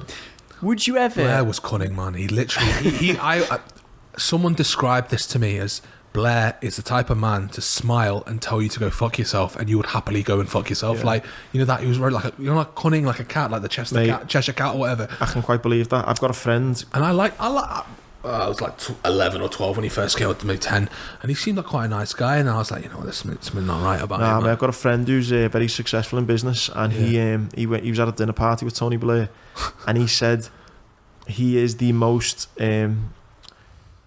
charming, sociopathic. He would make you feel like you're the most important person. Like his mannerisms, how charming he was, how sociable he was. He said you'd do anything. Do you know what I mean? He had that control. He was very, very good. That's what serial killers are like. These narcissists and sociopaths, and you see them in crime. Like people that you know, the big thing right now with county lines and stuff like that. These big gang leaders, that's what they're manipulative. The funniest thing about Tony Blair was that didn't he become a fucking peace envoy for the Middle East? Yeah. What the fuck? It's like Jimmy Savile becoming fucking against child abuse. Secretary. What the fuck? Mate, would you ever go back? You know, like you see these documentaries where people go back to, like, I don't know. Would you ever, try and piece back and find the actual point that you and Ian were blown up? Like, you know what, mate? I'd love to go back to Iraq because I made like a few friends in Iraq. Like, like got like an Iraqi football kit and stuff. It'd be nice to kind of see them, but no. Nah, Afghanistan. Nah, probably not. Yeah. Not that I'm done with it now. Like, that was a part of my life, and it's fair enough. Now. Yeah. You know what I mean? Yeah. Fair enough. Nice memories from Iraq, though. Oh, yeah. Peace. What was it? A peace. Tony Blair, peace envoy. Peace. Look at that. Ah, yeah. So in 2015, he resigned as the Middle East peace envoy. Blundering Tony Blair quits as Middle East peace envoy. Fucking crazy, isn't it? 2020 is fucked up, innit? Yeah, mad year, isn't it? Mate, going back onto the before, maybe nearly 2 hours, mate. But do you think then that, like, I hate to go all depressing again to kind of finish it off, but do you think a second lockdown's coming? Do you think that the second wave is kind of on its way? Do you think it's going to be the numbers are going to be 1,000 people dying a day again? I think we're getting into the second wave now. So it's really up to the government what they do, whether they decide to do what they did, whether it's like a whole 3-month thing. But I always said, like, from when it started in March, this virus is going to be here for like 18 months. So you're looking at like mid next year. I don't think nothing's going to return to. But what is? How do we? Because the one thing I had an argument with one of the lads the other day was it's this kind of idea of we can only get back to normal when there's a vaccine. Yeah, it's a catch-22 though. I don't agree with that. No one's going to be it's hard though. Like, I think it's. You made the point the other day. You have to get on with life. Yeah, as long as you're wearing a face mask and socially distancing, you've got to get on with it. Like, you really do. Like, you have to. As long as you're doing things safely. Like, if you get the disease, isolate and stuff like that. But there has to. But then. It's so difficult because I know it's surreal. It's like I imagine in World War II between 1939 and 1945. We have this image that, and obviously none of us were around there, and I'm not speaking from experience, but during those 6 years, I imagine that the majority of the population just did what normal. Apart from people who were obviously fighting overseas, the people who were left in this country were probably just. It was a normal day. Occasionally a siren would hit, and then they'd go into an Anderson shelter or whatever, and that there weren't people who were sheltered in their house cowering 24/7 a day. I imagine that probably will. Yeah. Oh, you're right. Yeah. So, but that's happening now. People are cowering 24/7. Yeah. Mate, it happened in Afghan. Mate, the first time I got IDF'd indirect fire in Afghan. You're fucking shitting yourself. You got your helmet on. You're like, fucking hell, fucking firing rockets. Yeah. By the 10th time, you're sitting there going, fucking hell, hurry up and finish. Just little things like, you know what?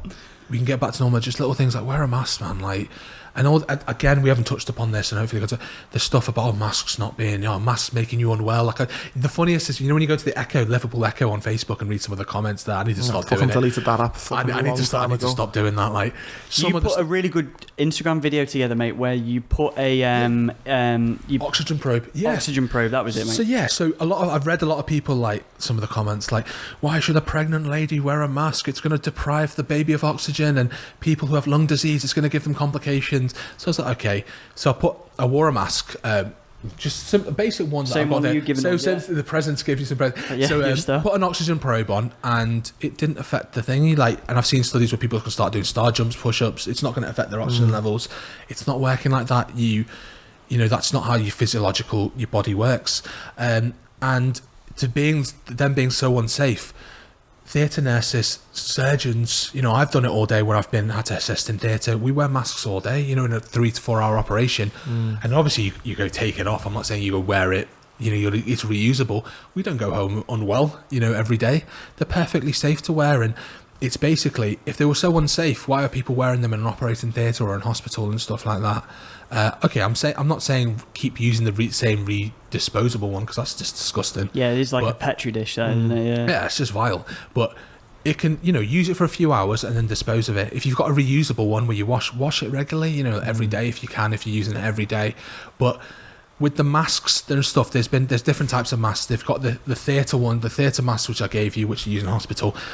And then you've got the proper ones. So I don't know the percentage off the top of my head about, keeping particles away, but there's a mask called the N95 mask, which is the full fitted one where you look like Bane.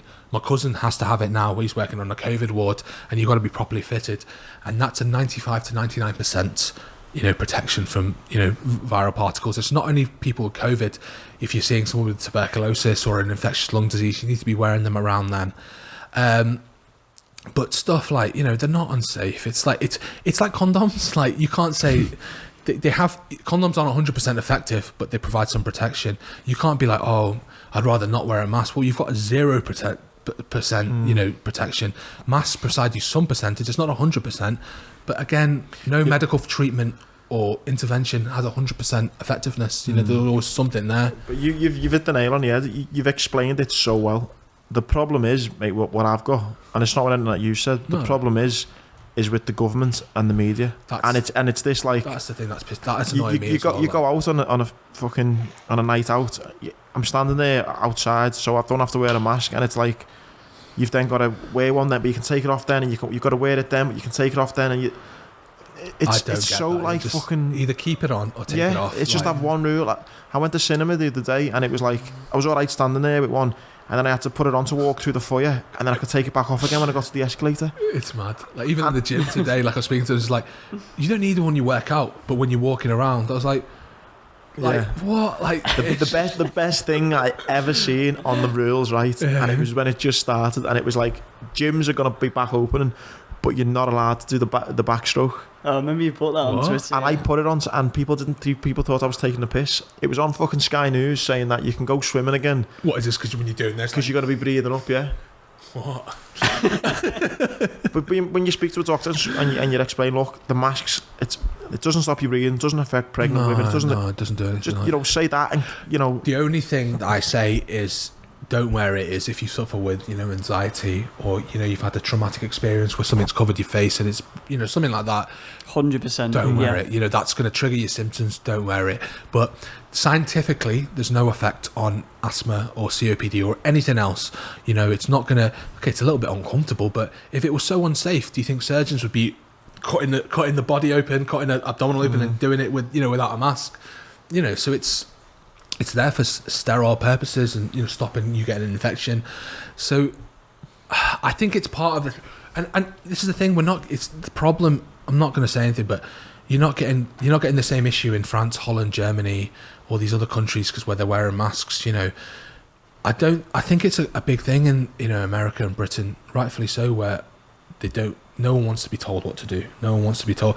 And I think if the government just stopped, maybe if they had someone useful there to fully explain, you've got to wear a mask, why you have to wear a mask, and what are the benefits, people would listen. But people would just be like, you've got to know one thing saying you don't wear a mask, and then the next minute you do. Yeah, you've hit the nail on the head, I think. We want to question things in this country, which is good. Yeah. That we question really things. Good, yeah. Do you know what I mean? Yeah. But when you don't have good leadership and they fucking waffle and they and then another thing as well, that question side gets too big then, and it's then like, oh well, everyone's fucking when he does this, like when he addresses in this two other, why are none of them wearing masks? There's three people stood next to each other. Why are none of them wearing masks? Like, that's the thing I don't get as well. Like, I think like that his advisor, when he done that fucking drive to fucking wherever it was and done his eye test or whatever, things like that happening, it just makes people go, fuck it, this is a load of bollocks. If the own leaders aren't doing it, if my own leaders aren't doing it, why the fuck why am I losing money? Like, why can't I go and see me mate? Why can't I go to the match? Why can't I do this? And he's just fucking drove to fucking whatever castle. The thing that gets me, like, there was actually, I only found out today, there was a patient that walked into the GP. There's two cases. One patient that come back from Turkey and was supposed to be isolating. He came in and was just like, got a cut on my arm, and he said, and he was like, you're not supposed to be here if you're isolating. But we found out another patient came to drop his prescription at the GP, wasn't wearing a mask, and I think only one of the staff knew that he tested positive 5 days before for COVID.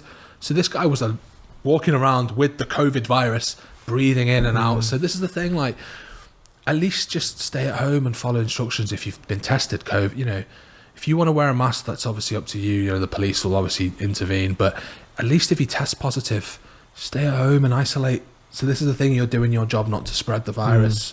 But yeah, again, it's like, you know, the police were talking about all these enforcements and stuff, and you haven't seen them do much. It's all like chaos, like at the moment. Yeah, you know, and then the media as well throw it, and then you see you see things like, you know, like we were talking about vaccines before, that the army are coming into like or they're coming on the streets. You know what? It scares people. It scares people, like unsettles people, and because of that, they lose confidence in the healthcare system and the government and stuff like that. I go on my I basically every morning I go on a bike ride, right? Yeah. And there's a woman that I always, because I go at the same time, obviously if you go at the same time you see the same people, don't you? And there's a woman I see, and mate, she's got like gloves over her, like I live in the middle of nowhere, like this is a canal in the middle of nowhere, like gloves over her coat, she's got like a mask on, she's got like little glasses on, she's got a hood up, and obviously it's a canal path, so I ride past her, she goes into the hedge. Now I don't know what she's got, right? She might have something that COVID can have a real big impact. But it's things that I remember cycling, and I'm like, geez, like I feel so sorry for her because like she's been scared so much that like. I think you get two ends of people. You get people who will be scared so much like that, and you get the other people who go, fuck it. If I'm fucking going to get it, I'm going to get it. And it's because of the leadership of this government and how fucking shit of a job they've done. And the last thing I'll moan about the government for is that there's no light at the end of the tunnel. No. Because it's like they're not saying, like, I don't know, there's no, like, kind of plan. Like, if they turn around and said, look, the plan is everyone needs to be vaccinated, we are going to force it, whatever, at least you might not agree with it. Just admit it. But you've got a plan. Or they'd say, right, we want everyone to just mix and go with herd immunity. At the minute, it's this little, I will just fucking wing it. I wonder if I said this all the time, but I wonder if, like, in the UN or some government organisation, if there was a plan of if there is a pandemic, which obviously there's been Ebola, there's been SARS, blah blah blah. This is the steps that we take. So but you know, this is what happens, and this is what we do. Because there is in the UN a document that if we find intelligent life outside of this earth, there is a document, and you can read it online. Of what we're gonna do. This is what happens. This is the impact it has with religion. This is the impact it has with science. This is the form. If you are the scientist, this is who you contact. Yeah, it's mad. You can find it online. I think we should contact them and get them on the podcast. No, it's not one person. It's not like Derek from accounts. Like, John, we found an alien. Derek, can you come on the podcast? Derek.Williams@UN.com. Yeah, just waiting by the phone. I'll come down. That'd be brilliant. Mate, we've got some fucking Feel Supreme for you. Come on the podcast. I'm just trying to think. Is there anything else? Mate, I would just say it as well for everyone listening. Your podcast as well, mate. Let's just give it a shout out. For that as well. Thank you. The Dr. Us podcast. Thank you. Where's it available? And Spotify, iTunes, and YouTube. So again, it's just sort of interviewing different, like athletes and people involved in crime and just music and everything that I'm really interested in. I just sort of speak to. So I had the Joseph Parker up recently interviewed Jonathan Banks, who's the trainer, Klitschko and Golovkin. Neil Woods as well, which is seeing that. That was a really good insight. I was saying that. Because when I started the podcast, I watched you guys for like motivation and stuff, and took some of the guest ideas and stuff like that. And Neil Woods was a good one as well. Some of the stuff he was talking about, because especially when people go undercover, you know, there's a lot of you've seen some of the Donnie Brasco stuff and all the films. They deal with mental health issues after PTSD, because essentially they're living someone else's life. Yeah, of course. They're living another life when they go undercover, and I'm sure Neil explained that to you when he was here. His ex-gangster that I interviewed, Daryl Laycock, who'd also been on the Sean Atterwood and James English podcast from Manchester Moss Side. He suffers with PTSD now from some of the stuff that he's done, in the 90s during the Manchester gang wars and stuff like that. Greg Caton, the Tupac and Biggie detective, who did that and stuff like that. Yeah, that'd be cool. So these all available now, are they? Yeah, they're all available now. So it's on like 50 episodes. So yeah, like I was saying it's good and stuff, because I just do Zoom. You guys have got everything set up, but when you get guests that like charge that like, you know, say, no, I'm only going to come on if I charge. What? Yeah, I had it with my other one. Like, when I started, obviously I had no following. Like, one of my first major guests was Christian Blacklock, and then it took off from there. I got Alex Ariza and Big David God, I want Price. to text Christian now to say that you've called him a major guest. I'm going to fucking give him shit. He's a nice lad. He's lovely. He's absolutely lovely, and like I'm trying to secure the Ahmed Khan interview at the moment. His cousin knows my brother, but so anyway, back to the thing. Frank Bruno, I approached his team and they were like, yeah, so he only does things if we accept a minimum donation of £1,500 to his charity. And other people like I've offered like $500 for 30 minutes. I was like, what? Yeah. Who the fuck is charging? I'm not paying you 20 quid. Like, I don't make any money off this. Like, doing this for fun. I was saying Taylor Swift, Rick Barker, Taylor Swift's manager, ex-manager. Yeah. That there was some back and forth of when my other podcast, whatever, for him charging. I was like, listen, mate. Oh my god! I got the interview. There's been like, and I was saying like, do you think these people are like strapped for, mate? Another guest there's like a big DJ in America called DJ Vlad, and he has like a hip hop channel and interviews. And there's this old comedian, and I got him on the phone, and he was like, usually I charge five, but I'm going to do it for you two and a half. I was like, what, 250? No, there's like, no, $2.5 grand. It's like, I'll let you know. I was like, never got back to him, but oh my god, charging for. I know, yeah. Wow. Sometimes I think they're strapped for cash, or there might be some element of. I think there's just a limit of they probably get asked so much, like we talked about before, and there's a case of maybe I can just make. But then the publicist would refuse. They'd be like, no. Yeah, well, yeah, exactly, yeah. They'd be like, no, he's not doing anything. I'd love to ask someone and they fucking charge me. I'd love to just think about what response I'd say to them. You know what? I read something interesting, like someone approached you to do like a motivational talk. I get that all the time. I sent you one last week, didn't I? The book one, yeah. And he was like, £6 on Amazon. He was like, so you discussed the finances, and he was like, well, I'll give you the best lunch. The best lunch. He went, can you come and do a talk? He went, I'm strapped for cash at the minute, but I can promise you the best lunch you've ever had. And then your response? So I went, yeah, I'll speak to my bank manager, and if I can take my bank manager for lunch and give them the best fucking lunch ever and not have to pay the mortgage this month, then I'll do it for you. And then I put it on Twitter. It went viral on Twitter. That's amazing. That was. Was it she? Did she get back to you? Fuck knows. But what happened last week? I texted Tom. Yeah. Some fella works for. He's got his own charity that he set up, so he gets paid by his own charity. And he went, I was trying to raise money for the charity, and after I'm gonna be cheeky and ask for a book. I went, it's fucking £6. Fucking go and buy one. Like, I've give fucking hundreds of books away for charities and things like that. Just some random fella. It wasn't even like show any interest in me whatsoever. It's just after a freebie. Do you know? I fucking hate shit like that. Yeah, it's ridiculous. And if it was my charity and I was passionate about something, I'd fucking buy the fucking £6 to support. And then I'd fucking support the author. And if I was really that skint, I'd make the 20 quid from a raffle ticket and take me £6 back if I needed to, and put the rest of the charity. Yeah. Oh, it's just makes me sound like a minge bag. I fucking give tons of stuff away, but some random chance I just fucking. Anyway, mate, it's been a pleasure, mate. Real pleasure, man. I've really enjoyed I have learned in all the arguments I have had, and I've moaned to Tom fucking for hours over the past 7 months about COVID and stuff. Yeah. I have learned more this past 2 hours and been more enlightened and just, I don't know, feel like as well, like I'm not crazy. Like, sometimes my views and my opinions, and I think, am I being wrong? Am I in the wrong for thinking this? And to speak to someone like yourself who's seen both sides of it, and to know that actually, you know what, it's a difficult one, isn't it, for everyone? Appreciate it. Yeah, hopefully the listeners and stuff have all been enlightened. Like I say, I've never looked down on anyone who has polar or opposite things to mine, but I always want to try bring some medical impact information, because the government are doing fuck all at the moment, in terms of educating people and even explaining why masks and the death certificates and that. So I'm glad to. It's been brilliant. Yeah, really enjoyed it. Appreciate your time as well. Giving 2 hours and 15 minutes of your time. So. One last shout as well. Feel Supreme. Get on it. Feel Supreme, everyone. Yeah. Please. They are such a wicked Liverpool-based company as well. Media. What is it? Feel Supreme. Feel_Supreme. I'll give him a plug tonight. You're a star, mate. And listen, we've got a link as well, which is below in the description, which you can use if you want to purchase any of their products. It's just a way of them tracking people who obviously the podcast have sent.